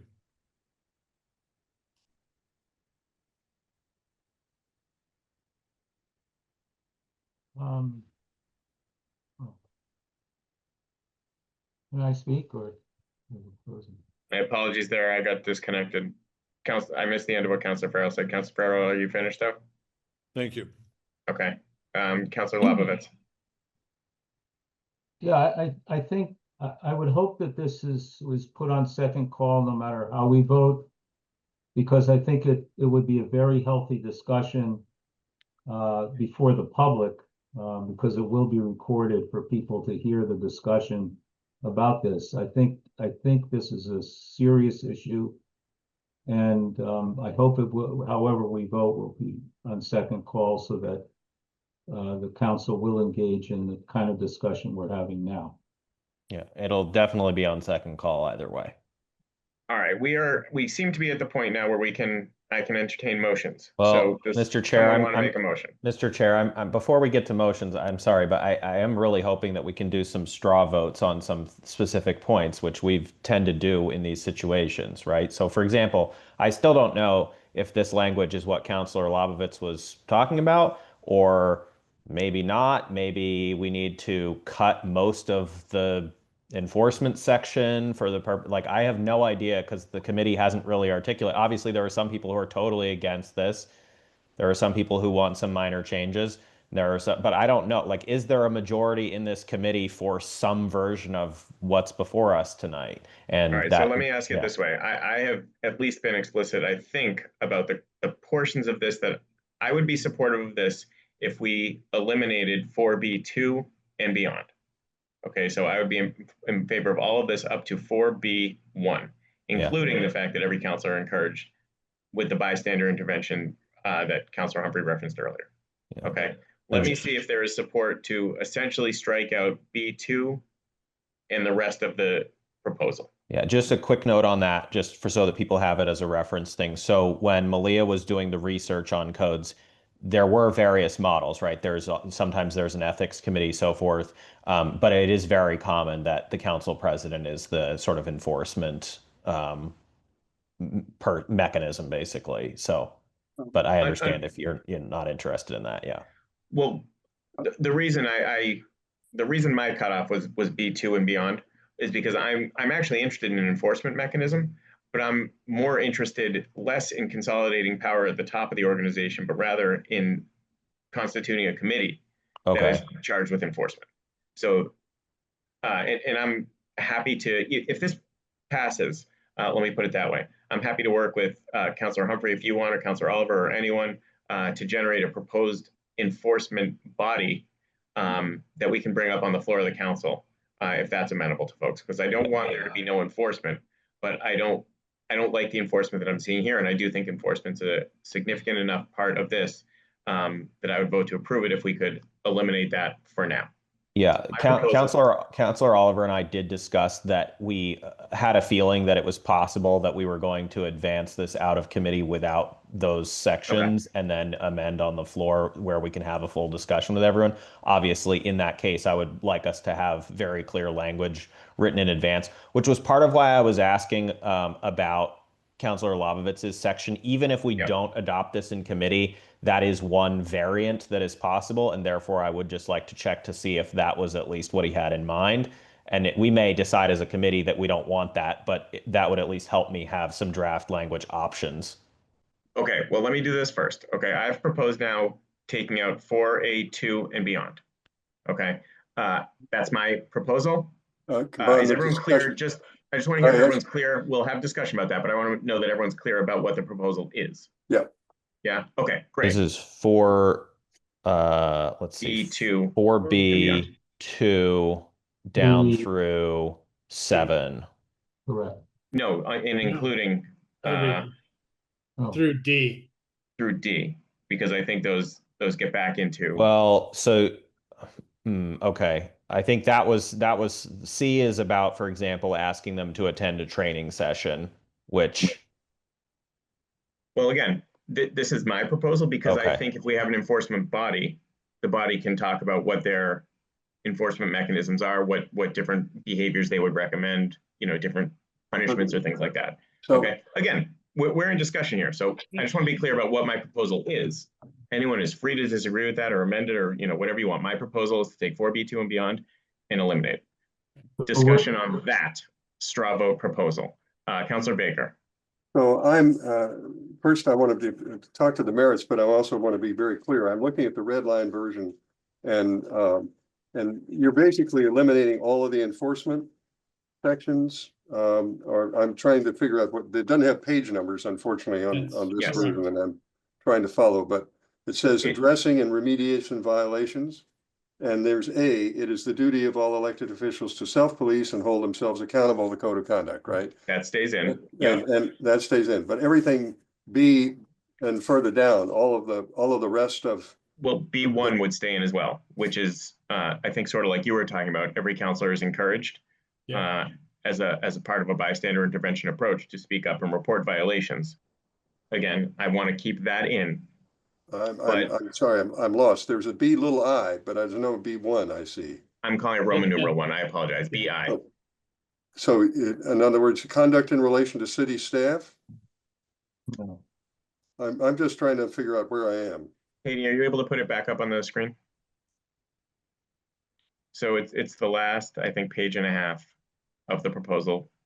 I just don't Councilor have Baker, if page you can look numbers at the on it, screen. so I'm trying to figure out where I am. Okay. If you look at the screen, Katie's got it on there.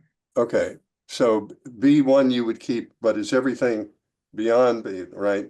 Exactly. So I'm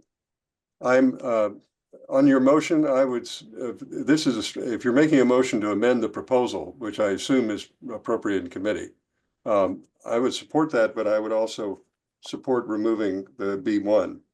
Okay, because again, let's get to that afterwards, because Yeah. that'll be outside the scope of this. yeah, straw I vote still have here. misgivings about the whole idea, but I'm Yep, perfectly happy. This straw vote, let's call it, would not necessarily mean you support everything else. It's just at this point to eliminate those, and then we'll focus in on the rest of it, including whether someone wants to add something back in or something that's not in there. That's certainly in That's order. fine. I just need to understand the impact. That's neat. Yeah. Thank you. Other discussion on that? Okay, let's now take a quick vote on Councilor Krinsman's proposal to strike out 4BII and to the rest of the document. All those who support striking that out for now as part of the proposal, give me show your hand maybe. Yes. Yeah, so we got 1, 2, 3, 4. All right, those who are opposed? 1. Opposed to And- striking it? Is that, Opposed to striking it, yep. 3. Okay, so 4-3 would strike that. So at the moment, the sort of proposal we're working on is the proposal as Councilor Humphrey and Councilor Oliver have put it forward with their red lines, including everything up to 4BI. So Any other straw votes requested or changes or additions? Councilor Sure. Baker. Can I make one? BI, if you left in. And Correct.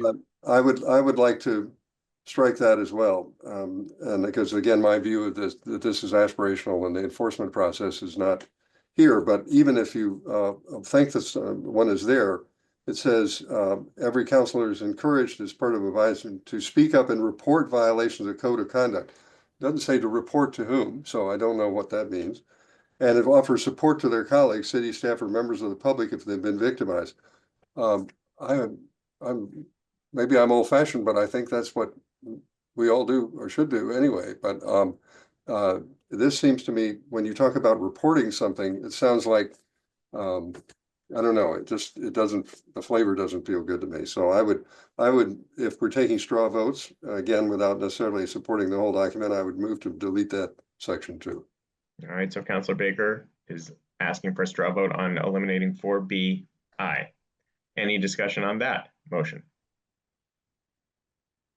Well, All right. I think says encouraged, which I think this whole thing is aspirational. It's getting more aspirational by the second. All right, those in favor of Councilor Baker's motion to eliminate 4BI as well, you want to raise a hand? I see 1. Those opposed to that? 1, 2, 3, 4, 5, 6. Okay, I'm sorry, Counselor Baker. No, that's all right. I mean, You've you lost asked this for, battle. you asked for clarification, 100%. Any further discussion, or does someone want to make a, well, sorry, go ahead. Any further proposed changes? Okay, then I'm going to well, move I have approval. an amendment to, if, as long as we're talking about if We are. 4B1 stays in. It says every counselor is encouraged, and I would take out the language as part of a bystander intervention approach, because again, I'm not sure what that means. I just, if it says I every think you do counselor know what it encouraged. means. Hmm? I think you do know what it means. We've had enough No, excuse discussions me, over the don't years tell me what about. I don't, what I know and don't know. I'm trying to tell you. I hope you're respectful of my statement about my own views. Okay, I mean, it's a term of art that I think I understand what you've intended, but it is not a term that is used widely. I don't think it's necessary for the purpose of the document. So I'm just telling you my preferences, because I don't know fully what it means, is to say every counselor is encouraged to speak up, and if you say about perceived part of a violations bystander of the approach. code of conduct, because again, report, I don't know to whom report, but that's the that to me is a different flavor than what's there. So that's, you asked for words, and I've tried to give you some. So Counselor Baker, what is the proposal?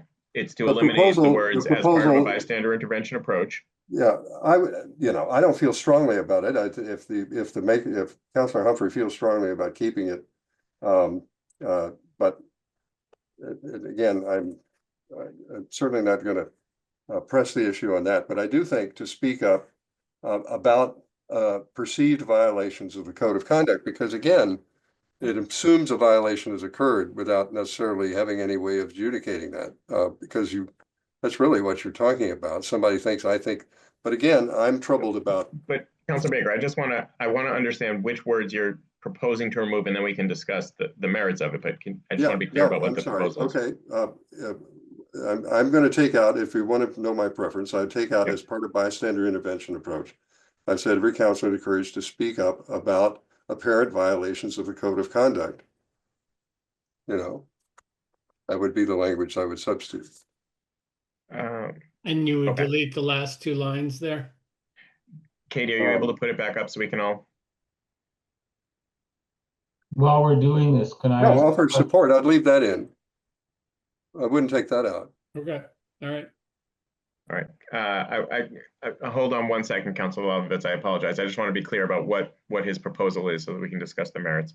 So, Katie, I don't know if you're able to red line on the screen so that we can make sure we're on the same page here, but I think he wants to take out as part of a bystander intervention approach, and wants to amend that to instead say, essentially, every counselor is encouraged to report perceived violations. I'd say to speak up about perceived violations of the code of conduct. Because again, that's all. You're just saying, ask him to speak up. A report, I don't know to whom a report is made. There's no mechanism for that. Okay, so every counselor is encouraged to speak up about perceived violations. Yeah. Okay. I think Katie can type that in when she has it functioning. Councilor Lovitz. So I Other discussion on this motion. I think Councilor Baker does raise a good question as to what is report to whom. Is that Councilor Humphrey? Can you respond to that question? Well, I think it's left relatively informal in this particular point because report can be interpreted however you feel it should be interpreted subjectively, but there were other sections where it was a little bit more clearly defined. Those have been removed. Mm-hmm. Yeah, I think previously it would have been probably construed as reporting to the president as part of my effort there to remove the president as the sort of chief enforcement officer. I would say that if we come up with an enforcement body, I would think that this would be a report to the enforcement body. Yeah, just other comments on the wording here. So, bystander intervention approach is something I think from at least one or two of the other codes of conduct that we looked at. as an explicit phrase. It's increasingly very common in any sort of trainings around harassment prevention and things like that. I would prefer that that stay in. Not your amendment. It's not load bearing, I guess. I guess you could say speak up about perceived violations, but I don't have an issue with how it's currently worded. All right, so that's it. Well, Okay. yeah. So are there other thoughts on this? Councilor Labovitz, was that you? Sorry. Yes, sorry. Go ahead. As I said, I think if we delete perhaps the most controversial part of this, the city council will not weigh in on this draft, right? If we eliminate all of that, they will be weighing in on the document with all these other things deleted. Is that correct? You'll get a recommendation out of committee, but I think certainly amendments are in order on the floor. Councilor Humphrey and Councilor Oliver could absolutely propose the language that the committee just opted to remove. They could propose that verbatim as an amendment on the floor. I think the problem with that is that it doesn't give a lot of time for people to, unless Councilor Humphrey writes a memo to the city council, but I'm not sure that's actually allowed. So it wouldn't be, we're spending a lot of time thinking and talking about this. And I think out of respect to Councilor Humphrey and Councilor Oliver and all the work that's been done on this, I think we should vote on this and report that vote out, and then have amendments to delete whatever and add something. I just think, I think it deserves a hearing by the council. That's all. No, I understand, Councilor Labovitz. I'm not going to prohibit other councilors from making motions here or straw votes or things like that, because this is certainly the work of the committee. But I understand that your position is you want to sort of leave this as is and move it on to the council. Understood, right? Yes. Okay. Appreciate that. Councilor Oliver. Yeah, sorry. I don't know. I don't even know if this is an appropriate motion. Can we just call the question what Councilor Baker's amendment to 4B1 or 4BI, if that's what we're calling it, will be? Like, he wants to strike part of a sentence. It's his amendment. Vote for it or not. And then if he wants to like clarify who we're reporting to, fine, let's get his opinion on that. And it's his proposal. Like it is, but we're in discussion on that. So I think it's certainly, well within order for folks to try to either amend his, proposal or see if there's sort of a friendly amendment. Sounds like at the moment we don't have that. I don't see other hands, so we may be just about to vote on that anyway, without taking a vote on calling the question and then moving to the question. So we may be accomplishing that right now. So Councilor Baker, seeing no other discussion, has proposed amending 4BI to at this point read, every councilor is encouraged to speak up about perceived violations of the code of conduct and to offer support to their colleagues, city staff, or members of the public if they have been victimized by a fellow councilor. Accurate? I have another change, but let's go with that for a minute. Okay, going with that for a minute. All those in favor? Katie, I think the other stuff is further down there. It's still listed after the strike through part, so I don't think you have to type it out again. Okay. Yeah, I think you want to strike out the word report and just go, yep, and leave, and then strike out of the code of conduct from your addition. It says about perceived violations up there. It says about perceived of it needs to say perceived violations. Violations is already there. So if she just takes out from her addition there of the code of conduct. No, it got left out in the typing. It got left out. It's there. No, just we're looking at two different the things backspace. here. I think they'll do it. There you go. Yep. There it is. There we go. about perceived as, to speak about perceived as part of a bystander. No, that's struck That's out. struck out now. So it's just perceived violations of the code of conduct and to offer support to their colleagues city staff, or members of the public if they have been victimized by a fellow counselor. All right, so this just hasn't been struck out yet. And Are you looking at the screen, Counselor Farrell? I am, as hard as I can. I'm Just every council, sympathetic. yeah, every council is encouraged to speak up about perceived as part of. No, that part's removed, That part's strike through that part. according to the amendment proposal anyway. Yeah. Okay. So all those in favor of changing 4BI to the way Counselor Baker has proposed, give me a hand. 1, 2, 2. Those opposed to this, okay, 3. 3. Those opposed to this change. 1, 2, 3, 4. Okay, so that amendment fails 3 to 4. We're now back to what was originally 4BI, and everything after 4BI has been eliminated. Can we leave the text up, please? So may I make another suggestion about 4BI? It's a different phrase. You put it up. So part of the challenge of this process, again, is it talks about a code as if there's an adjudication of a violation. In other words, speak up. The reason I chose perceived, because again, a violation is in the eye of the beholder here, and then offer support to members of the public if they've been victimized by a fellow counselor. Again, that phrase implies that there's a decision that has been made, that someone has been victimized. Again, maybe they have, but the part of my difficulty here is that this is all sounds very much like a judicial process, there's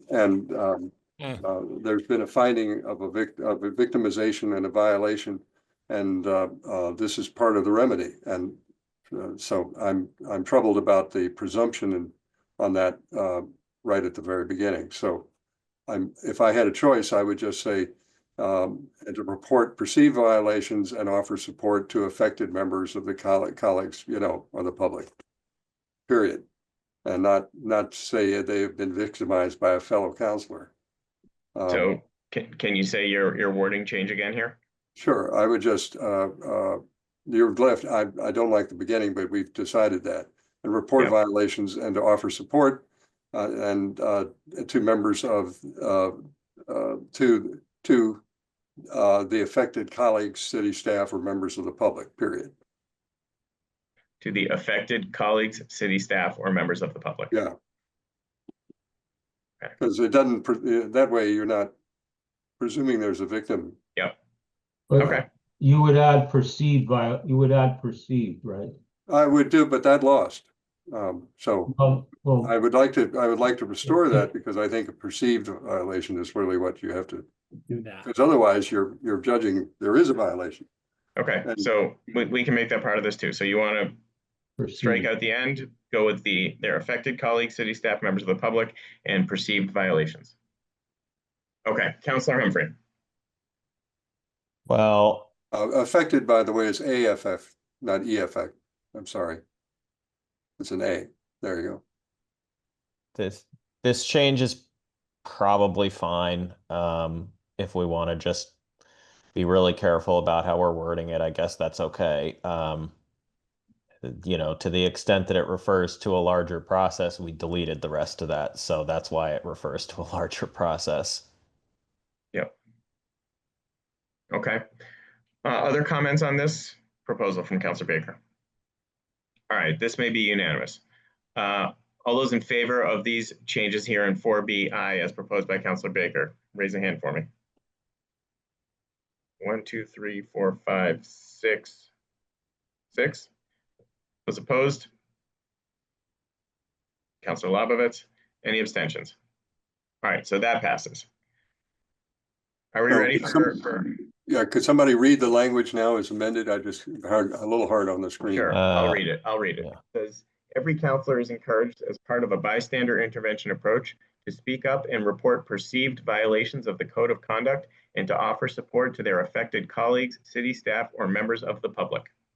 Okay, now, well, can I offer one other amendment? Counselor Baker? Again, I would substitute, and I don't know whether this is the original motion, but now that we've done this, whether the members of the committee would consider to speak up about perceived violations. The end report implies there's somebody to report to.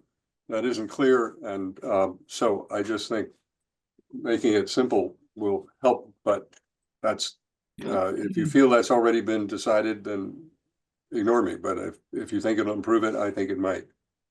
Just say to speak up about perceived violations. Okay, so changing and report to about. Yeah. Discussion on that, Counselor Lobovitz. I think it is bothersome that the word report is in.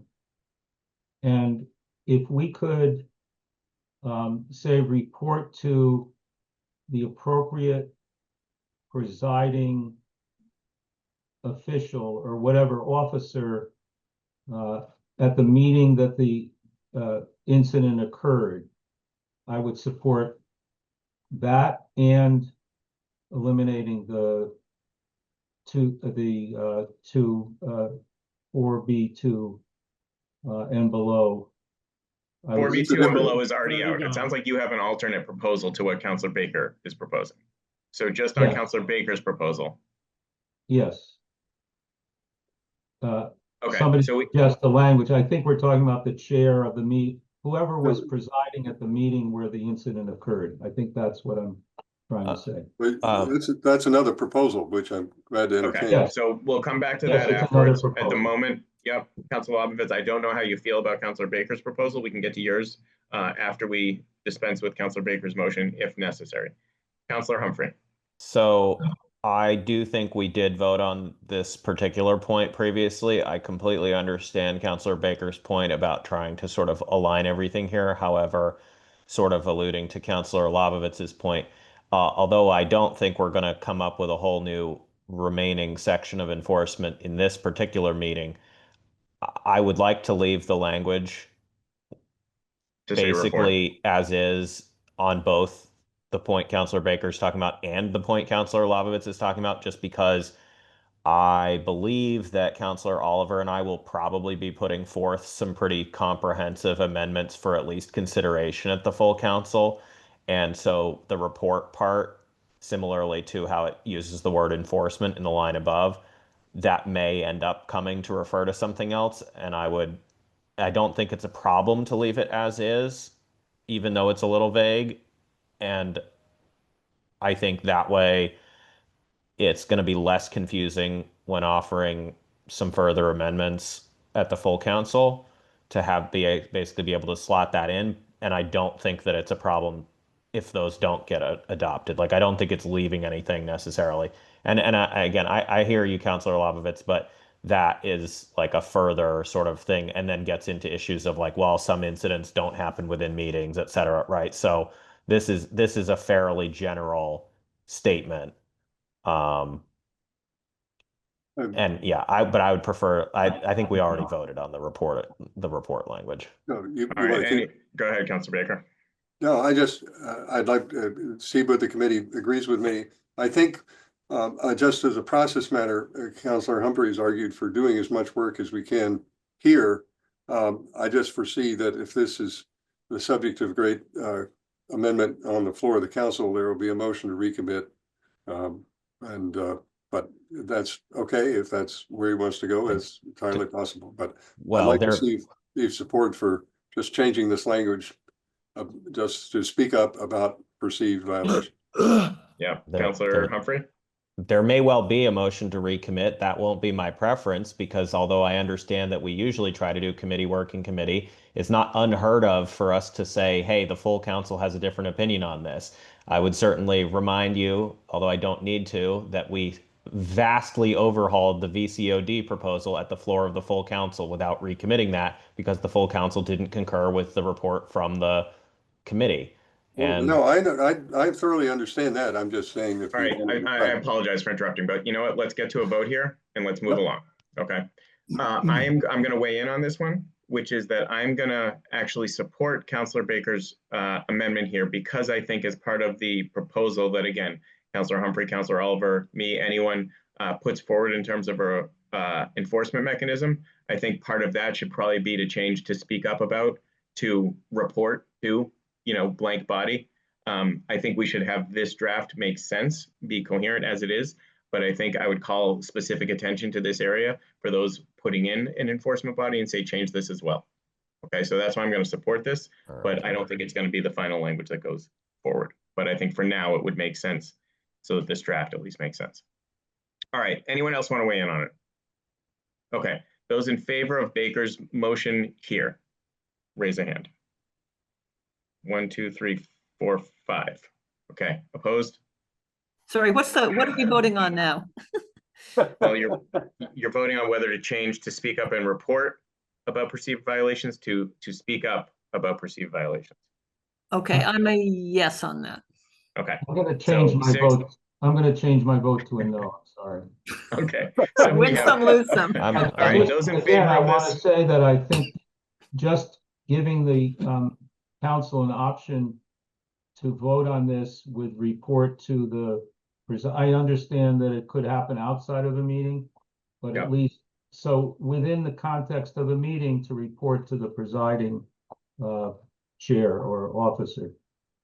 So okay, so on Councilor Baker's motion, let me get this vote finalized. Councilor Baker's motion, those who support it now, just raise your hand. I'm abstaining. Okay, that's 1, 2, 3, 4, 5 support. Those who are opposed to it, Councilor Lobovitz, and abstentions, Councilor Humphrey. Okay, we now have on the screen the language as it stands. I'm going to move to approve this and send it to the full council. Subject to second call. Do you want to talk about any other language or not? I'm moving approval of the language we have. I understand. If folks want to come up with other language, they can vote down the motion. We'll still be in committee and they can offer further amendments. Well, I'm going to vote against it, not because I'm necessarily opposed to it, but I'd like to be able to discuss other provisions. We really just dealt with this section, so. Understood. Okay. That's fair. Other members may be happy. Yeah. Other discussion? Councilor Krinsman, to be honest, if he has specific language changes in other sections, I would prefer to get that dealt with in committee before we deal with it at the full council, because we're already going to be dealing with large amendments there, and I prefer minor amendments to already be dealt with. So it sounds like you're opposed to the motion as well. Other But folks want to weigh in? Well, but I can't. If I vote no on your motion, that's a no. That's a negative report out. No, because if we don't vote it out at this time, we'll have a chance probably further down in this meeting to vote it out. I think you're moving the question in a sense to move it out now. Yeah. If you think there's other opportunities, you just vote against it. Doesn't mean you can't vote for. No. Hang on a second. Later, Hang on a second. Procedurally here, are you making a motion to vote this out of committee? Because if we vote no, that's a negative report from the committee. No, it means the motion to approve it has not. No, if it fails, that means that it is reported out of committee immediately as a no. So that's why I'm saying we don't want to do that unless you are prepared for this to go verbatim out now. Do other folks have other amendments? Let me ask that. Let me withdraw my motion. Okay, guys, who has another proposal? Well, I just want to go back and look at some other things, and that we've been focusing on the enforcement, and so if we go back, let me just look at the red line because I want to see if some of the things I was questioning about. All right, while you're doing that, Councilor Lobovitz, your hand is up. Do you have further comments?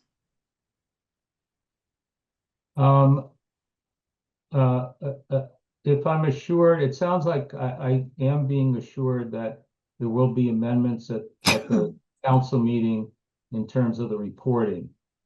Is that correct, both from Councilor Humphrey and from you, Councilor Krinsman? I may have an amendment. I know that Councilor Humphrey and probably Councilor Oliver will have amendments. Okay. That was all I wanted to say. Okay. Or ask. So again, I'm going to offer an amendment that just for discussion, if we're still discussing it. So there's a threshold question of whether this should be called a code or not. And if members of the committee feel strongly it should be called a code, then I'm not going to waste your time on it. But again, if you're talking about a statement of good practices, and this one be adopted by the council rather than promulgated by the president, then I feel better about it. But I don't know whether there's any support for that just general idea. If there isn't, I won't waste your time. But it is seemed to me very different from a code. I know it's been framed as a code, it's been started as a code, it's been the docket item as a code, but that's my question. If there's no sentiment in committee for that point of view, I won't waste your time. But I felt Councilor I should Humphrey. raise it. Okay. So what I'm not understanding about this is extremely similar to many, many existing codes of conduct of city councils, including here in Massachusetts and including the draft one from the Mass Municipal Association. That's their model code. So, and I do consider this to be substantively different than a best practice. And this is, as it says, this is something that would be circulated for signature. Well, I'm going to at the go to that beginning in a of minute, each. but okay, if there's no sentiment in the committee, but this goes to my view about aspirations as opposed to a code of conduct. So that's why I wanted to raise it right now. But if there's no one else who agrees with me, then I won't waste your committee's time. Councilor Maliki? Yeah, I had a question back on, Sorry, can we just finish this question? Is there anyone else who wants to support not calling this a code? Okay, I'm not seeing support there. Councilor Baker, so you okay if we move to the next thing? Fair enough. And then I'd like to talk about other provisions if you could, but I'll yield to Well, Councilor let me go Maliki. to Councilor Maliki and then we'll come Sure. back to other provisions that you want to Sure. discuss. Councilor Maliki. okay, I had a question about de-harassment prevention. If you can pull that up. Yeah. So we say free of any harassment. Yeah, so then- just to preface, just for your clarity, this section verbatim after the part about city council, right, in the first sentence, that is directly word for word the policy that is used for city staff. The HR department has briefed us and the law department that they are probably about to amend that for the staff, but the law department, after discussing with us, decided that we should just, if we're going to put something forward, we should just keep it word for word the same as what applies to staff. Okay, yeah, I'm not arguing with that, and I recognize all the sort of categories, the standard categories. Yep. But so we say any harassment, and then we say harassment because of A, B, C, D, E, F, G will not be tolerated. But do we intend to be preventing harassment that is just harassment, not category related, but just because A doesn't like B or something? Are you saying get rid of the word any? Well, no, it seems like by adding adding all the category language, it sounds like we're saying that's the sum total of what constitutes harassment, and it could be. But I think, aren't we trying to prevent a broader any kind of harassment? I think harassment, in this sense, is sort of aligning with the legal framework of harassment. There are other places further up in the code that talks about just general behavior that's considered unacceptable by the council, the sort of non-collegial behavior that I think you're referring to. Okay. I don't think that's contemplated in this particular paragraph, but this particular paragraph does not supersede the rest So of this is kind of focusing on the harassment legally protected categories. defined. Okay, all right, just wondered. So I'm going to, can I Councilor Baker. comment on this section? I mean, this is one of the sections I want to talk about, but I'm glad to wait. Yep. So again, there are pieces of this that are aspirational, and then there's a piece that speaks of tolerated, but it's really merging definitions. So the first part has harassment prevention. It is the goal of City Council to promote an institution that is free from any harassment. Harassment is conduct that because of one's something. This is a definition, and then it goes on to say it will not be tolerated. That's a statement that's different from the first one. I think that the way I would phrase this, I can't do this very easily in real time, but if it were done right, I would think it would say, it is the goal of City Council to promote an institution free from harassment. Harassment includes the following conduct, right? And then that's just clear. But to say that it will not be tolerated, by whom? I mean, that's a passive voice. I guess my drafting sense is that that's not that's not the way it should be done if you want to be to make it work. So I'm just pulling up, this is the page here from 2015. This is the current harassment prevention policy for city staff. Again, we've slightly tweaked the wording at the beginning just to Can you apply make it it to the, bigger? I'm just trying to read it. I'm sorry. trying to apply it to the city council. And they use the phrase, "it will not be tolerated," right? So Well, this is something we wrestled with, right? We had discussions behind the scenes about if you say something will not be tolerated and then you don't have a mechanism for not tolerating it, what does that mean? But like, again, this is essentially incorporation here. We're incorporating almost the same exact policy that applies to staff, to the council, and then but it is up, as it says further on, the council is a self-policing institution, and we don't have the ability to fire people. So it is going to, by definition, be different beyond that point in terms of, as opposed to how staff are treated. But this language says it is also illegal and not be tolerated. Is it true that the council is bound by this? Again, we made the appropriate legal changes, right? And that's what we were, discussing with the law department. All right, so let me just get clear here. Katie, put the language back up. Councilor Baker, what is your proposal? How do you want to change this section? Then we can discuss the merits of that proposal or not. Okay. I'm just trying to read it one more time. Sorry, but you're trying to do this in real time, so. As I understood your proposal, you want to leave the first sentence, right, and then you want to change the second sentence to say harassment includes inappropriate behavior because of one's race, yada, yada, yada, and then ends and omits the phrase will not be tolerated. Yes. Okay, Katie. So in the second sentence, harassment. It's actually, I've got it up, but I'll do it. Oh, you have it up. Okay. Yeah. Harassment includes inappropriate behavior because of. Well, that doesn't sound quite right. I'd say free of any harassment, including because of one's race. Okay. And maybe do that. Sure. Yep. And then delete will not be tolerated. Yeah. Got it. Yeah. Because you're. All right. Discussion on that. Councilor Lobovitz. No, I was going to make a different point, but I would support this. Okay. Anyone else want to weigh in on this? Councilor Humphrey. So I think I speak for Councilor Oliver probably on this point as well. This is like the number one part that we went over with the law department. So we made the appropriate adjustments to make it align with the city council. I don't want to be tinkering with the language here further. And even if there's not a consequence mechanism, I think it is completely reasonable to say that these things will not be tolerated. Especially the ones that are considered to be illegal. Gotcha. Okay. So any other discussion on this proposal? So let me comment. With all due respect to my good colleague, tinkering and adjusting are two different words for the same thing. And what I'm trying to do is get the language that makes sense as I read it. Now, the question of toleration is different, but the language is framed really as a definition. And I think the definition of what harassment is an important part. It doesn't change that. The question is, what do you do about it is the next question. But I think this change is in order just as a matter of clarity.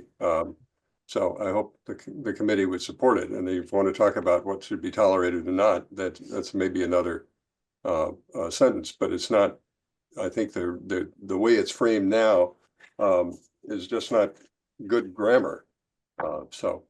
Well, I don't think it's a grammatical problem. It's a policy difference. Other discussion on Councilor Baker's motion? Suggestion? Okay. Those in favor of making the amendments as you see on the screen to this section from Councilor Baker, give me your hands. 1, 2, 3, 4. Those opposed? 1, 2, 3. Councilor Baker's prevails. Other proposals? Okay. all right, let me go back to, Can I, Counselor Oliver. If you don't mind, sorry, I just want to, Counselor Baker. I want to hear every amendment you have, assuming that the amendments that you're bringing forward would lead you to vote for this. Because if you're just going to vote against the whole thing anyway, it's a little. Well, with all due respect, Counselor Oliver, even if he's going to vote against it, he may have amendments that other people support who are going to vote for it. And it doesn't, he can try and change it as much as he wants.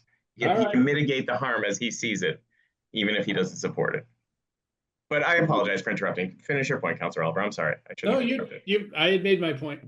Okay. No, the request was made to try and respond to the draft. I'm trying to do that within and I made my general comments at the very beginning for that reason. I didn't want to sort of surprise everybody and say where I was concerned, but I'm trying to address as many of the issues as I can. I want to talk a little bit before proposing an amendment about the acknowledgement of the code. So this is a place where this whole process that says, you go through you read it, say you've read it, you sign it, and if you don't sign it, that's noted somehow. And that to me again is, frankly, overly. I guess it's overdoing it. And for what I think you're trying to do is to say, take a moment, each elected official upon taking an oath that they have received and read the code of conduct. Okay, and the rest I would eliminate. You're just saying you received the code of conduct and you've read it just like you would the chapter 268A. There's no provision in chapter 268A that you say that is going to be kept on file, that if they don't sign it, the clerk notes it, and so forth. And then this statement I've read and understood, I think you could do everything with just the first phrase.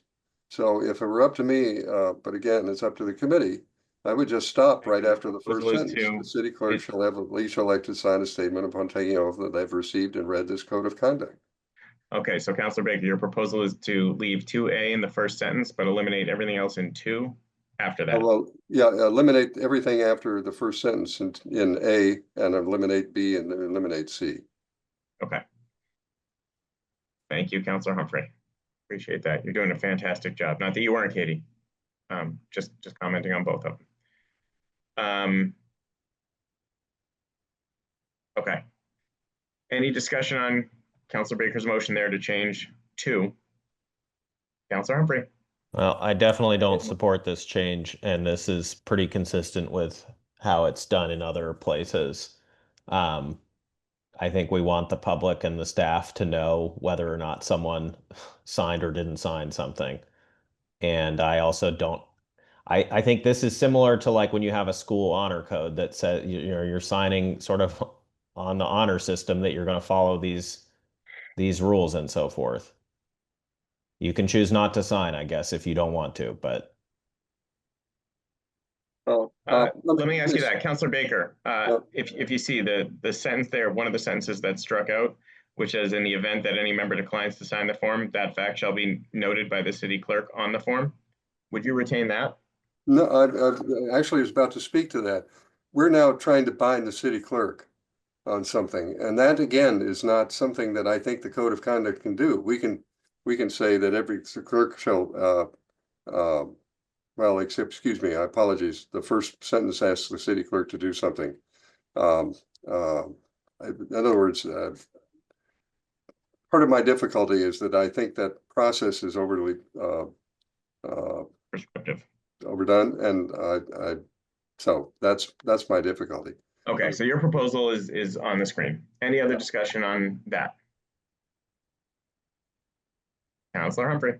Well, again, if we strike this part is going to cause huge problems for any further amendments in terms of process that we might discuss at the full council, because someone will just say, well, I signed a thing saying that I received and read it. I didn't say I was going to follow it. Well, but this is part of the other part I'm concerned about. You're saying that signed statements to accept the code. I've read and understood the code of conduct. and will comply with the requirements set forth in this document. Again, to whom is that promise made? We adopt the rules of the council, but You're promising the public that put you there. well, again, that's part of the reason I'd rather get rid of this language. Not because I don't think the public should know, that's part of the when you sign the document, there's going to be on the record anyway. But this, I don't even think for section 268A, we require people to say, I'm going to abide by the code of chapter 268A. Because it's the state law and they have to. All right, so you've each made your position clear. Appreciate that. Any other discussion on this? Okay, all those in favor of modifying this section as Councilor Baker has proposed? Councilor Farrell, you have a comment. Sorry. Councilor Baker, what is your concern about naming the city clerk in these? No, I think that part of this is that, again, we're talking about what the city clerk is supposed to do. It's one thing to hand you the document and say, here it is. You've shall have the elected official sign a statement upon taking the oath of office. I'm a little concerned about we're telling the city clerk to do things through a mechanism that it isn't an ordinance and in the rule. So that's part of my basic objection. But assuming is it not possible just to say each city councilor shall sign? Yeah, I think that would remedy that problem. I've said upon taking an office, each city councilor shall have signed a statement that they've received and read this code of conduct, because that's binding the councilor. Yeah. That would improve it, but that's the rest of this is also a statement of compliance and all of that. But I would agree that yours is a friendly amendment. It just that would remove the reference to the city clerk, requiring the city clerk to do something. I think we can.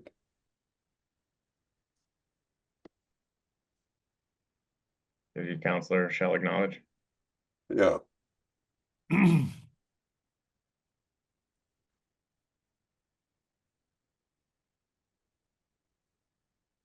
Yeah, that we can bind ourselves. That's fine. Okay. Any other discussion on Councilor Baker's motion? Okay. Show me your hands. Those in favor of Councilor Baker's motion. 1, 2, 3, 4, 5. Those opposed? 2. Motion prevails. Any other motions? Yeah, thank you. Okay. Let me just check something here. I'm looking at the amended language. Excuse me. This is the new language that you all did. I'm going to suggest for now, Bill, that we don't need 2A if it's the only letter. So this is just 2. I think again, I'm trying to preserve my ability to make amendments later. Fine, leave it.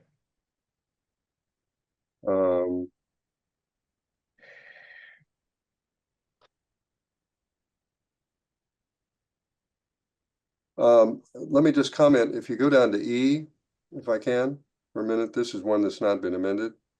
This is under the harassment. This is a little bit of a language question. It says safeguarding the institute's account and respecting the public trust, right? So there's no noun here, and these are small changes, but I think it would benefit to say councilors shall strive to be well informed, right? City councilors. Unanimous consent on that one. Everyone agree? I think you need a noun. Yeah. Okay. Then councilors demonstrate the respect for the public that they serve, not that you serve, right? Because there's no. This is right. There's no second person here. Yep. Right. Yep. I think he's got all your edits there on the screen, Councilor Baker. Councilor Humphrey's ahead of you. Oh, okay. Duly noted that whole section E needed to be in the active voice. Yeah, and 4, councilors should safeguard confidential information, and then councilors should conduct themselves so as to maintain public confidence. Yeah. In local government, or public confidence, period. Maybe that's easy enough. Because, does it need to say local government or just public confidence? It certainly doesn't need to say our local government. Say again? It certainly does not need to say our local government. Yeah. Councilor Humphrey, you okay deleting after the word confidence? Seems like overkill, but sure. Great. Okay.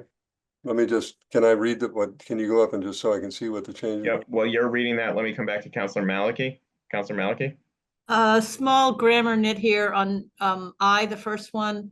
Shall strive to be well informed about the duties and responsibilities of their office. So you're not switching from third person to second person. Thanks. The office, I guess, is fine.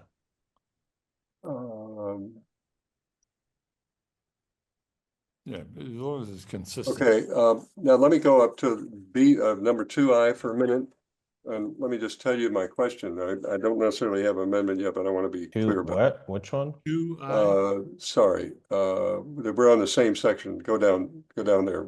Here it is. E2. While the council recognizes expansive rights to freedom of expression, continue while elected in office, city council maintain civility in all discussions and not tolerate speech that is. Now, the problem is tolerate. I'm a little tricky because how do you, and I would say avoid speech because we're really speaking about binding ourselves, right? Yeah, so this was the language that the law department wanted from us.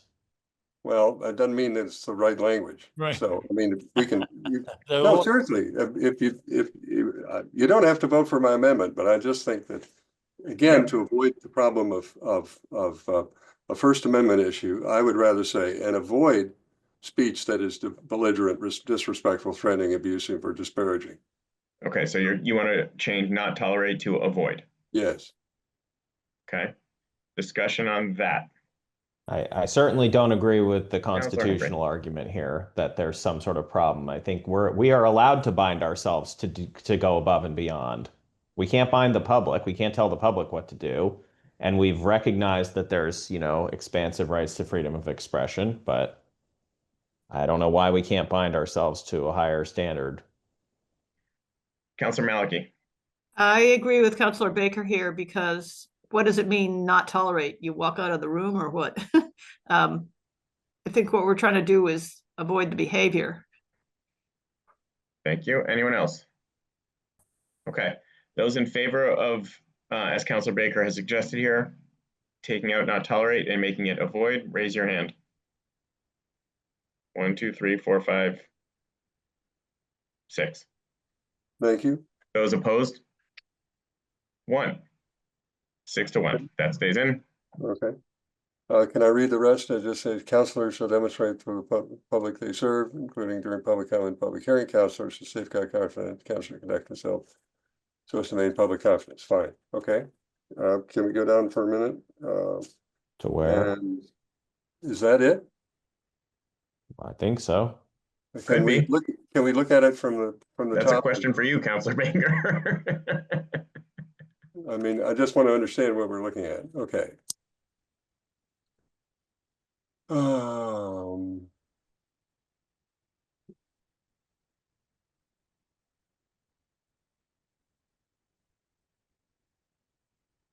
Can you go down now just slowly, so just read the text? I'm just sorry, I'm trying to read it on the screen. Thank you.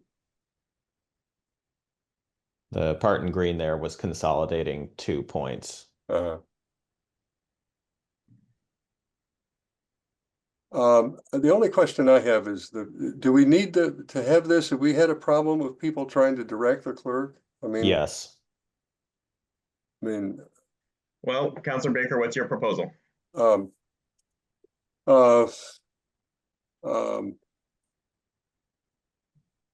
I would take out everything after presiding officer. And should not be expected to take direction from any other individual councilor on any matter? Okay. Yeah, sure. Councilor Baker has proposed eliminating after the words presiding officer. Discussion on that. I don't understand the sentence now.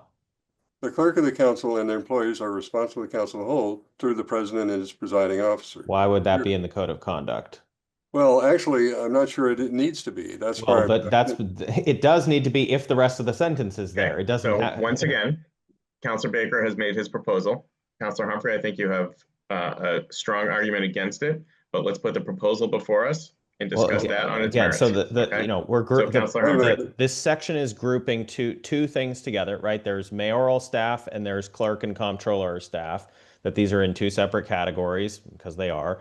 And these are paralleling each other, right? That an individual counselor can't be directing specific staff to be doing something. And then Well- there's some clarity about the role of the council as a body when it comes to the ones that we supervise.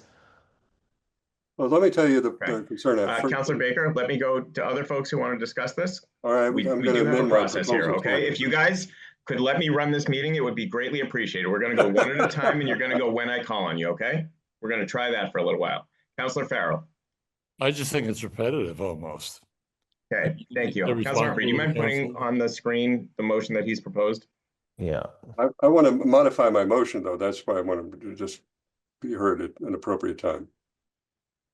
Counselor Farrell, are you done? Yes. Okay, thank you. Counselor Baker. So first, I understand you combine these two, but I would split them.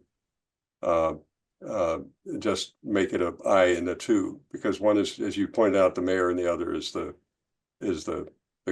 relation of the council, just for clarity. Okay. Now let me read it.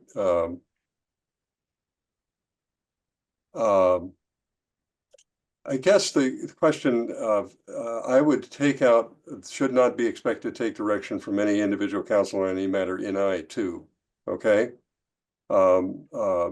Because here's the problem. If I call up the law department, who is, is not part of our staff, and I ask for a question, and I ask for something as the chair of the committee for informing the work of the zoning and planning committee, I expect that they would take direction in a sense to respond to me. It says that should not be expected to take direction from any individual council on any matter. I think that's overbroad. So I don't see. Counselor Humphrey, I think he was saying he would take it out in I as well. Yeah, I take it out in I as well. So I take it out in both places, and that cures the problem. Okay, so your Well, proposal is to again- eliminate those sentences from both I and II, as it's now been separated back out. Yeah. Correct? Okay, discussion on that motion. I see Counselor Farrell, No, when you're done with this. Counselor Humphrey. So again, now by splitting these into two things, they are actually supposed to go together, right? Because it's saying interacting with city staff must do so in a respectful manner. Then there's a clause about mayoral employees. Then there's a further sentence about the employees that are responsible to the council. It was supposed to be that the respectful interactions were to both sides. And then also, if you take out the thing about taking direction from the second one, well, now it has nothing to do with the code of conduct. It just says that it's responsible to the council, which. So again, that's respectfully, it's a misinterpretation of what the sentences were about in this. Well, but again, the problem I have with, if I can Counselor respond. Baker. I'm sorry, my apologies, Mr. Chairman. May I be heard? Yeah, go ahead. Okay, my problem is that, again, with respect to the city's, the council staff, Ms. Holden is a very able clerk for the zoning and planning committee, but I ask her to do a variety of things that are part of the responsibility of the clerk's office to assist the work of the council. Do you say I can't, I'm not take direction? That's really not a matter of how we treat people. It's really the lines of authority. So I think that that this is really not about conduct in relation to city staff. I think if you want to just say, and again, I'm trying to frame this in a way that's responsive to the concern that I heard Councilor Humphrey speak to, is that councilors who interact with city staff would do so in a respectful manner. And I would just say, period, and leave it at that, because there you're really just saying what the council should do as conduct and not get into the question of who has the ability to direct whom for what. That's something that I don't think is part of the code of conduct. That's really different from how we treat people. Are you modifying your own motion here? Yeah. Can I? But all right, let's be clear about what the motion is. Well, can Go I ahead, just say Councilor that Baker. the alternative thing is to restore the language that's right here on the side. This is much less specific. It just says treat all staff as professionals and respect the abilities, experience, and dignity of each individual. We could just put that back instead of these 2 points. That would be much simpler. Councilor Baker, you okay with that? I think that does it, if you can show me what it looks like. And Sounds just like take we those may have first two unanimous out. consent on that. The only concern that I have is there were concerns raised, and it is in the docket item about treatment of staff. There have been concerns raised that some counselors are directing staff that work for the mayor to do certain things that they don't have the authority to tell them to do. Well, I think the mayor has been pretty vigorous about defending the staff, as far as I know, on those things. So I think that's more than you want to carry on this. All right. We're Well, talking why don't we about- just, why don't we just put it as this and move on? The treat all staff as professionals and respect the abilities, experience, and dignity of each individual, and we'll just leave it there. Yeah. So do you And need then, an intro to this, though, that says like city councilors are expected to, Yeah, there needs to be a verb. I mean, Colon. noun, sorry. for all three of them, right? Yeah. Okay, sounds like we have agreement on that. On to the And, next one. Okay, now I'd let you make that change. I have a question on the next one and maybe an amendment. Okay, Well, excuse me, Councilor Labovitz. I'm sorry, I didn't raise my hand. We didn't take a straw vote on this. I thought we had unanimous consent. I apologize. It sounded like Councilor Humphrey was on board, Councilor Baker was on board. You want to speak against that, Councilor Labovitz? I want to vote against it if we're having a straw All right, vote. so let's take a straw vote on changing this to the way it's reflected on the screen. All those in favor of modifying this as Councilor Baker has suggested? 1, 2, 3, 4, 5. Wait a minute. Question? Point of order or whatever?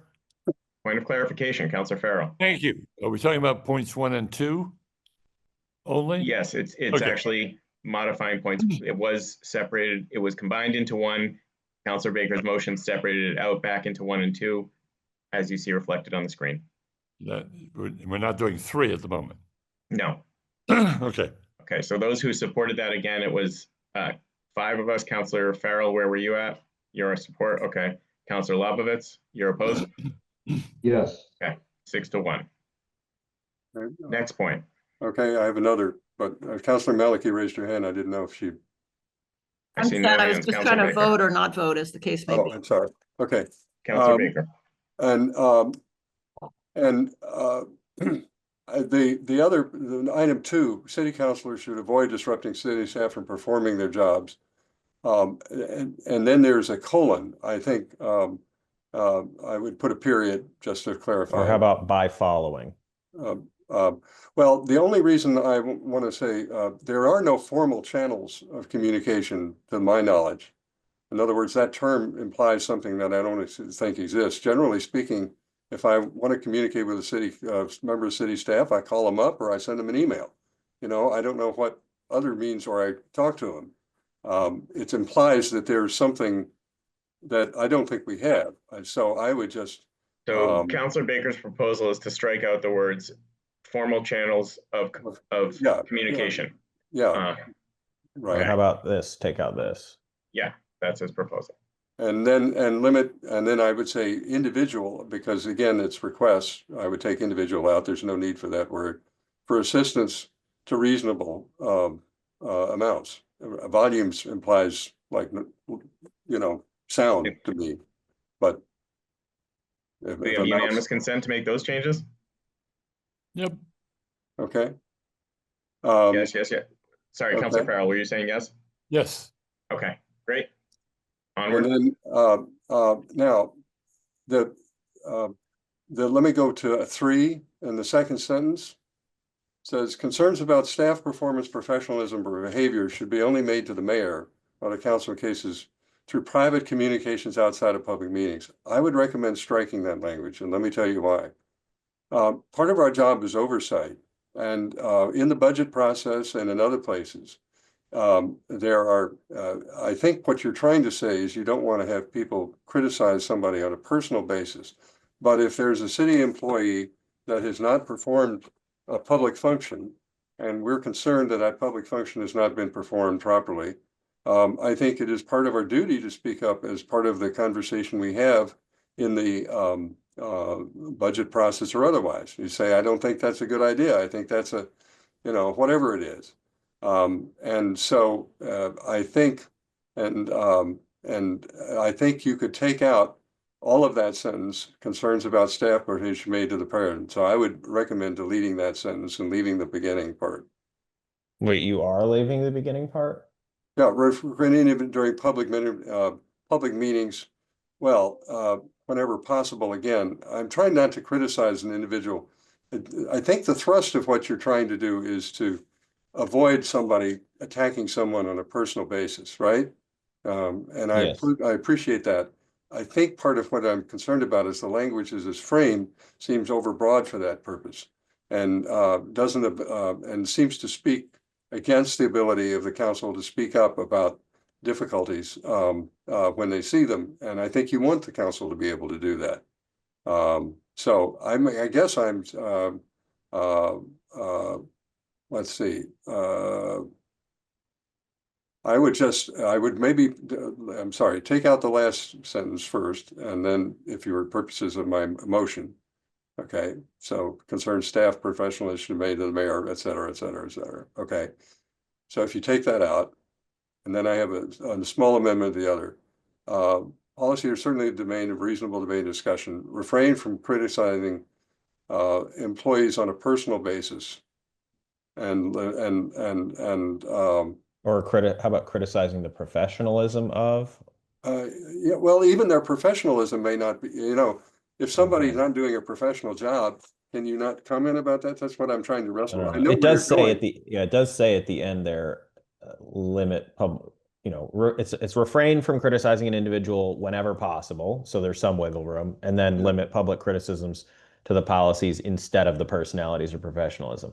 Yeah, I say policies and performance instead of the personalities or professionalism. Is something like that? Would that be okay? Policies and performance? Or performance. Yeah. Okay. There may be some concerns about the performance language from and public criticisms again is policies or performance of official duties. I think is probably what you want to really trying to get at, right? I mean, somebody's performance is. Okay, does that capture your proposal, Councilor Baker? I think so. Let me just read it. It should say counselors should refrain. There needs to be a noun again. Should refrain. Yes. Okay. I think that does it. Okay. Discussion on that or unanimous consent on that? Everyone okay with that? I'll abstain. Okay, so we got 7 in favor, 1 abstention. Okay. 6, so we go down, 6 in favor, 1 abstention. Yeah. Thank you for putting in the verb.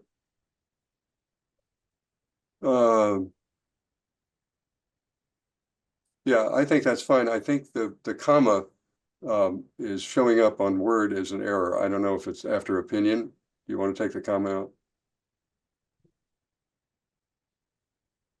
Okay. And it should say counselors should consistently use formal titles for referring to or addressing colleagues, not your colleagues, right? Yeah.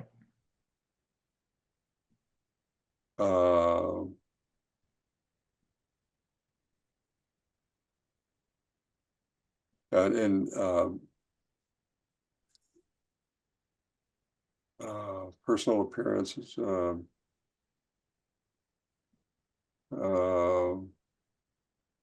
Now the attendance one I'm troubled by.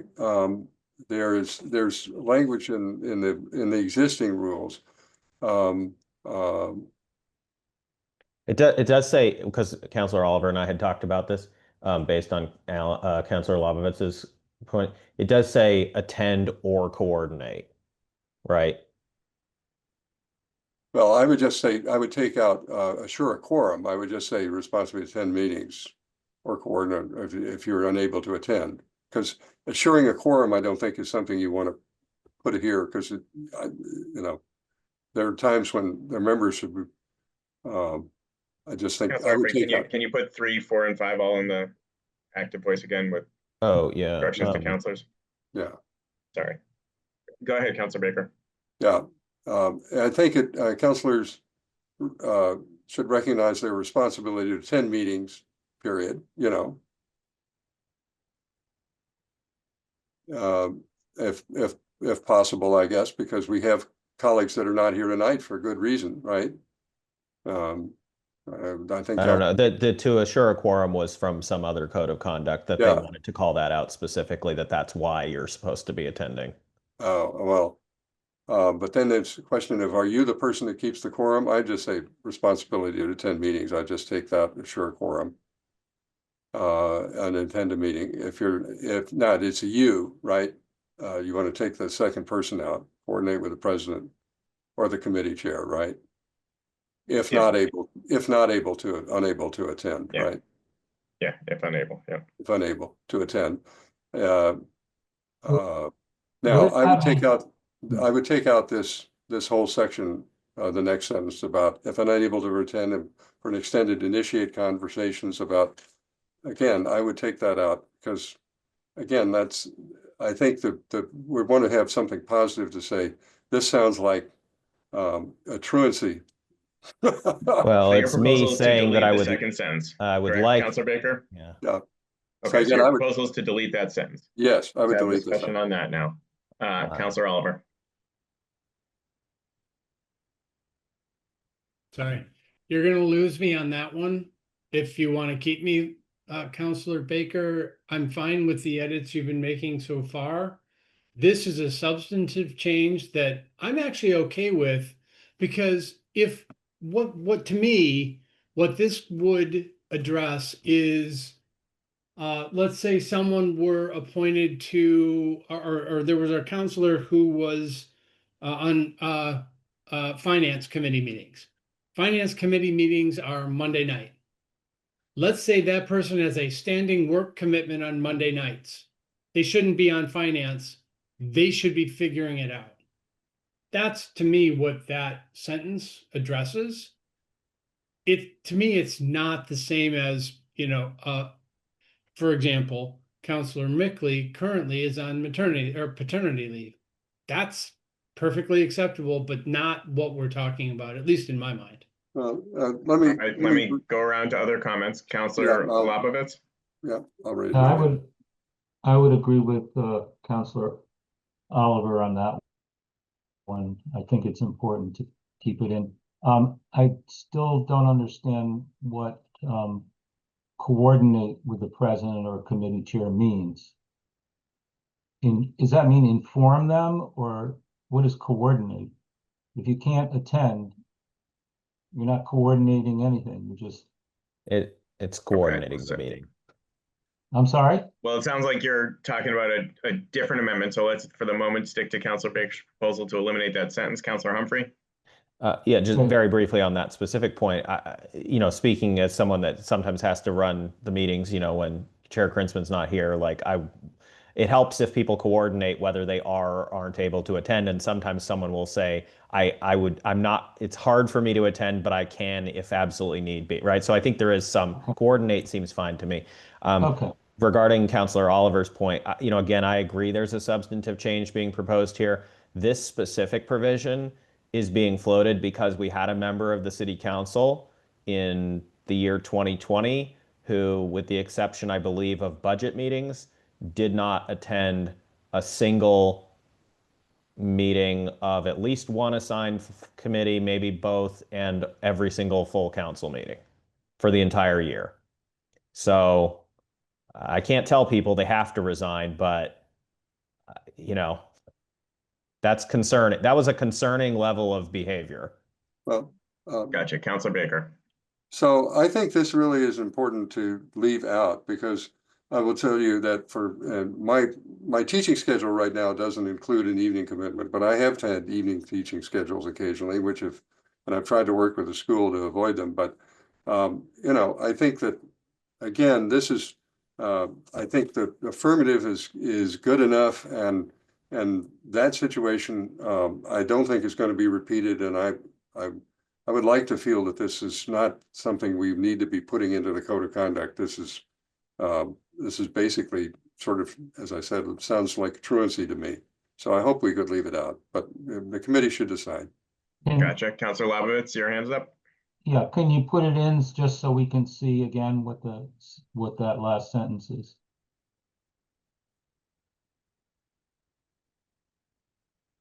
I think you want to at least put it in the right form, Counselor Humphrey. should So be- Well, I you need it now. can fix that if we're keeping it, but let me, okay, Yeah. fair enough.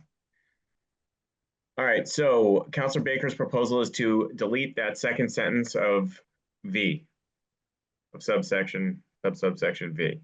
Those in favor of deleting that sentence, please raise your hand. One, Counselor Labovitz, is that your voting hand? No. Okay, so we have one. Those opposed? 1, 2, 3, 4, 5. Okay, so it stays in, and Counselor Humphrey will correct the voice. Hello. Uh-oh, they're throwing me out of City Hall. Oh my! Well, Maybe I may be the only one here.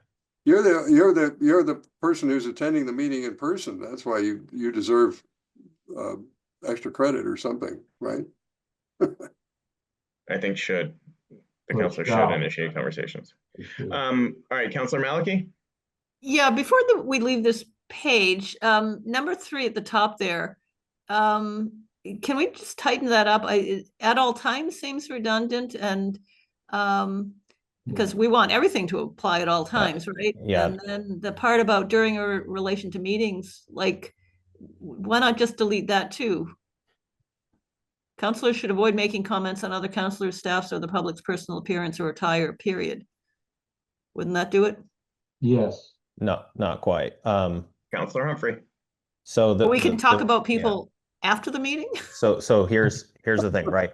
So it is very specific word choice there, right? In terms of the second part you're talking about, right? During or in relation to meetings. If someone is just out casually, it has nothing to do with the meeting, they're friends with a counselor and they're like, hey, great outfit, and it has nothing to do with the meetings, I don't think that's something we need to be policing. However, if someone outside of a meeting says, I don't like the way you dress during meetings, which has come up many times over the years with many counselors. Maybe some people aren't aware of those conversations happening. They are happening. I think they shouldn't be happening. And the at all times is, again, trying to really underscore that no matter the context or whatever, you should not be bringing this up. And yeah, and generally it's been the women who have been receiving those comments, but not exclusively. And I certainly have received many of those comments. Yeah. So I feel very strongly about that particular provision, and I would really like to keep the language as it is. Okay, but you're okay with deleting the at all times qualifier at the beginning of that, right? Well, I'd like it to stay, but if people feel like it needs to go, then fine. Okay. But Just a question. So Counselor Maliki, do you have a proposal here? Yeah, I would take out at all times, since Okay. the whole code of conduct is Yep. kind of, And would you take out anything about at the end of that sentence there? No, if I having had it explained, I think explanation? it makes more sense. Okay, so During Counselor our Maliki has proposed eliminating the phrase at all times. Discussion on that motion. Counselor Farrell. What if there is a counselor who has not been informed that there's a sense of decorum in a city council meeting that one might adhere to? And I look at myself when I do this too, but I mean, there has been recent instances where I thought someone was totally underdressed at a council meeting. Are you suggesting that I shouldn't say anything to that person?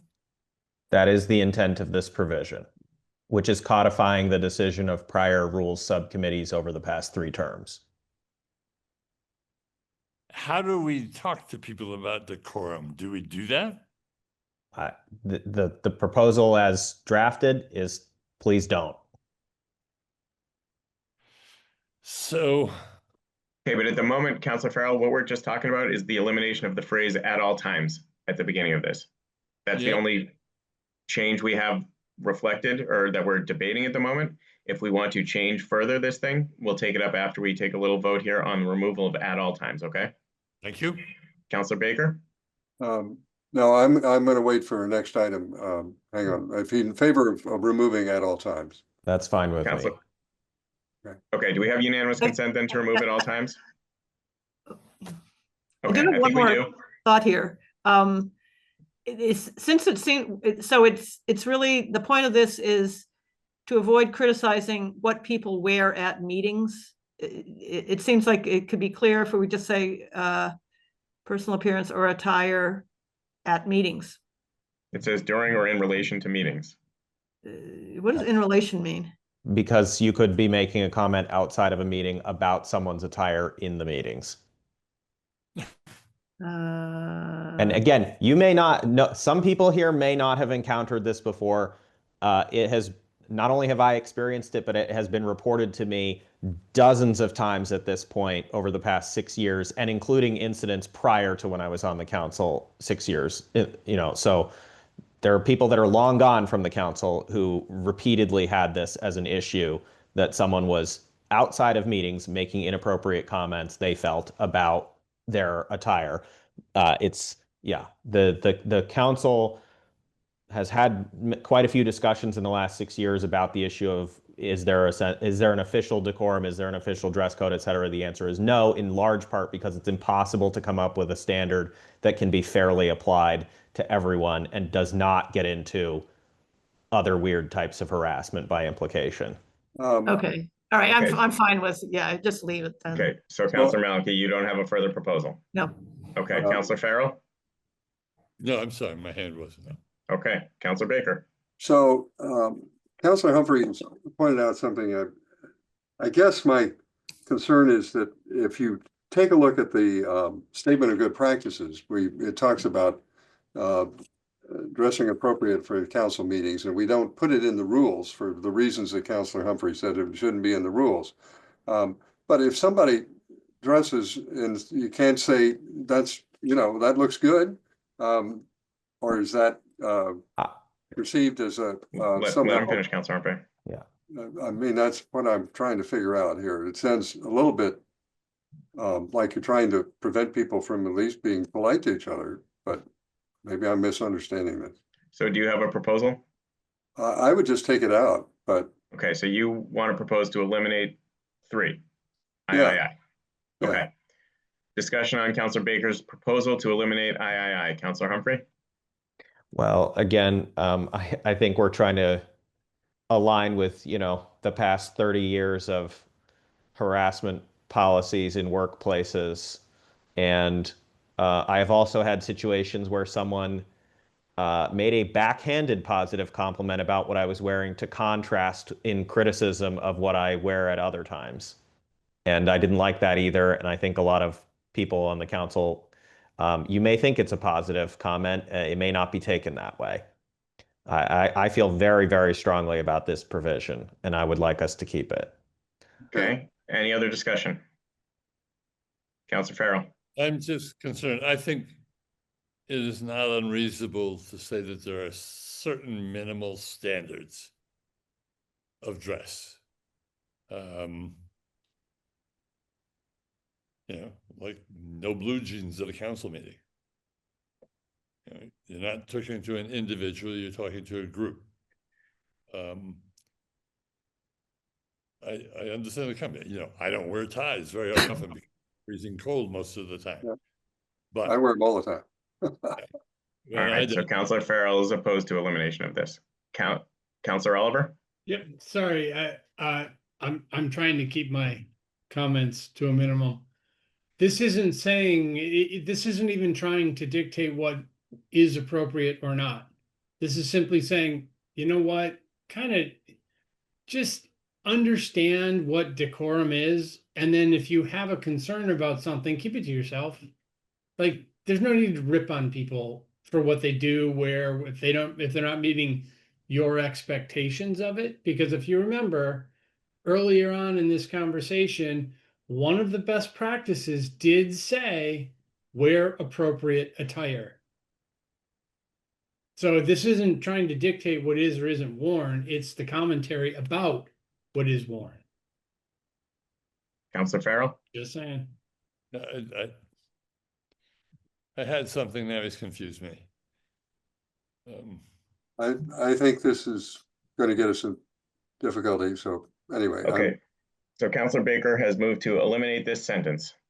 Those in favor of eliminating this sentence, please raise your hand. 1, 2. Those opposed? So this is a vote on keeping this sentence or not keeping it. Right. No is to keep it. No is to keep it. All right, so I'm a no. Okay, so 2 to 5, the sentence is not removed. Okay. Anything else, or can we vote? No, we're just going, I've got another question. Okay. All right, excuse me, where were we? It looks like we moved the document. Well, I don't know where where do you want to look? No, go back to where we did that page with the, oh, here we go. Okay. In 5, I have one other amendment to offer in 5, little Roman numeral 5. If a counselor is unable to attend a majority, it says an extended period of a term. I don't know what that means. I would just say for a majority of the term. We left it intentionally open to interpretation so that people can use their subjective best judgment. Well, then I would just Counselor Baker, what's your proposal? What language do you want to remove or add? Okay, I want to remove I would take a majority of meetings of a term. Right, because that's what you described as the sort of ill. So that's one piece of amendment. I have a second amendment. So you would take out the words for an extended period? Yes, I just take it for a majority of meetings of a term. Just so that, there you go. Of a term. Okay, Yeah. Any discussion on that? Counselor Malachy? I would have kept for an extended period and deleted of a term. Counselor Baker, what do you think about that? That's awfully vague. I think you're really talking about some serious issue as opposed to somebody who's out for a period. Okay, so that friendly amendment is not accepted. Any other discussion? Counselor Humphrey? I think the concern here is a scenario where someone has 9 months left in the term and is like, I'm not planning to attend the rest of them. Okay. Any other discussion on whether to remove the words for an extended period? Just to respond to Counselor Humphrey's point, if that's the case, the person's not going to run anyway. So what are we worried about? No. The point is, should they resign and trigger a special election? But we're not spelling that out. Again, they need to have a conversation here. Well, I understand, and we'll talk about that piece in a minute, but all right, I'm just so trying to be clear about. Okay. Counselor Baker's proposed removing for an extended period. All those in favor of removing those words, raise your hand. 1. Those opposed? 1, 2, 3, 4. Abstentions? Okay. 1. All right. Thank you. And then I would say the counselor should converse. I did say initiate conversations. I just say should communicate with the council president and the clerk of the council. I mean, why the clerk of the council? I mean, that's who you have to talk to resign.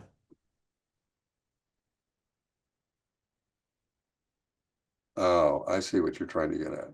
Okay. Well, we're trying to be diplomatic here in the language, but no, I understand. People. Wouldn't you say with the council president or the clerk of the council?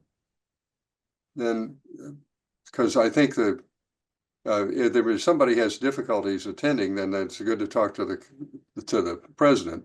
If they want to resign, they got to talk to the council, the clerk, right? So I would. Counselor Humphrey, okay, changing and to or? Sure. Yeah. Okay.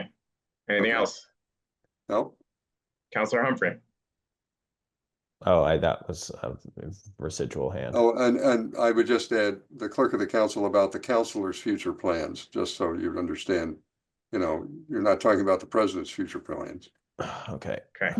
Is that right? Yep. Anything else, or can we vote? I think that's it. Can you just go through now the document just slowly from the top so we see what's left, if there's anything? Oh, hang on a second. I want to just look at the total.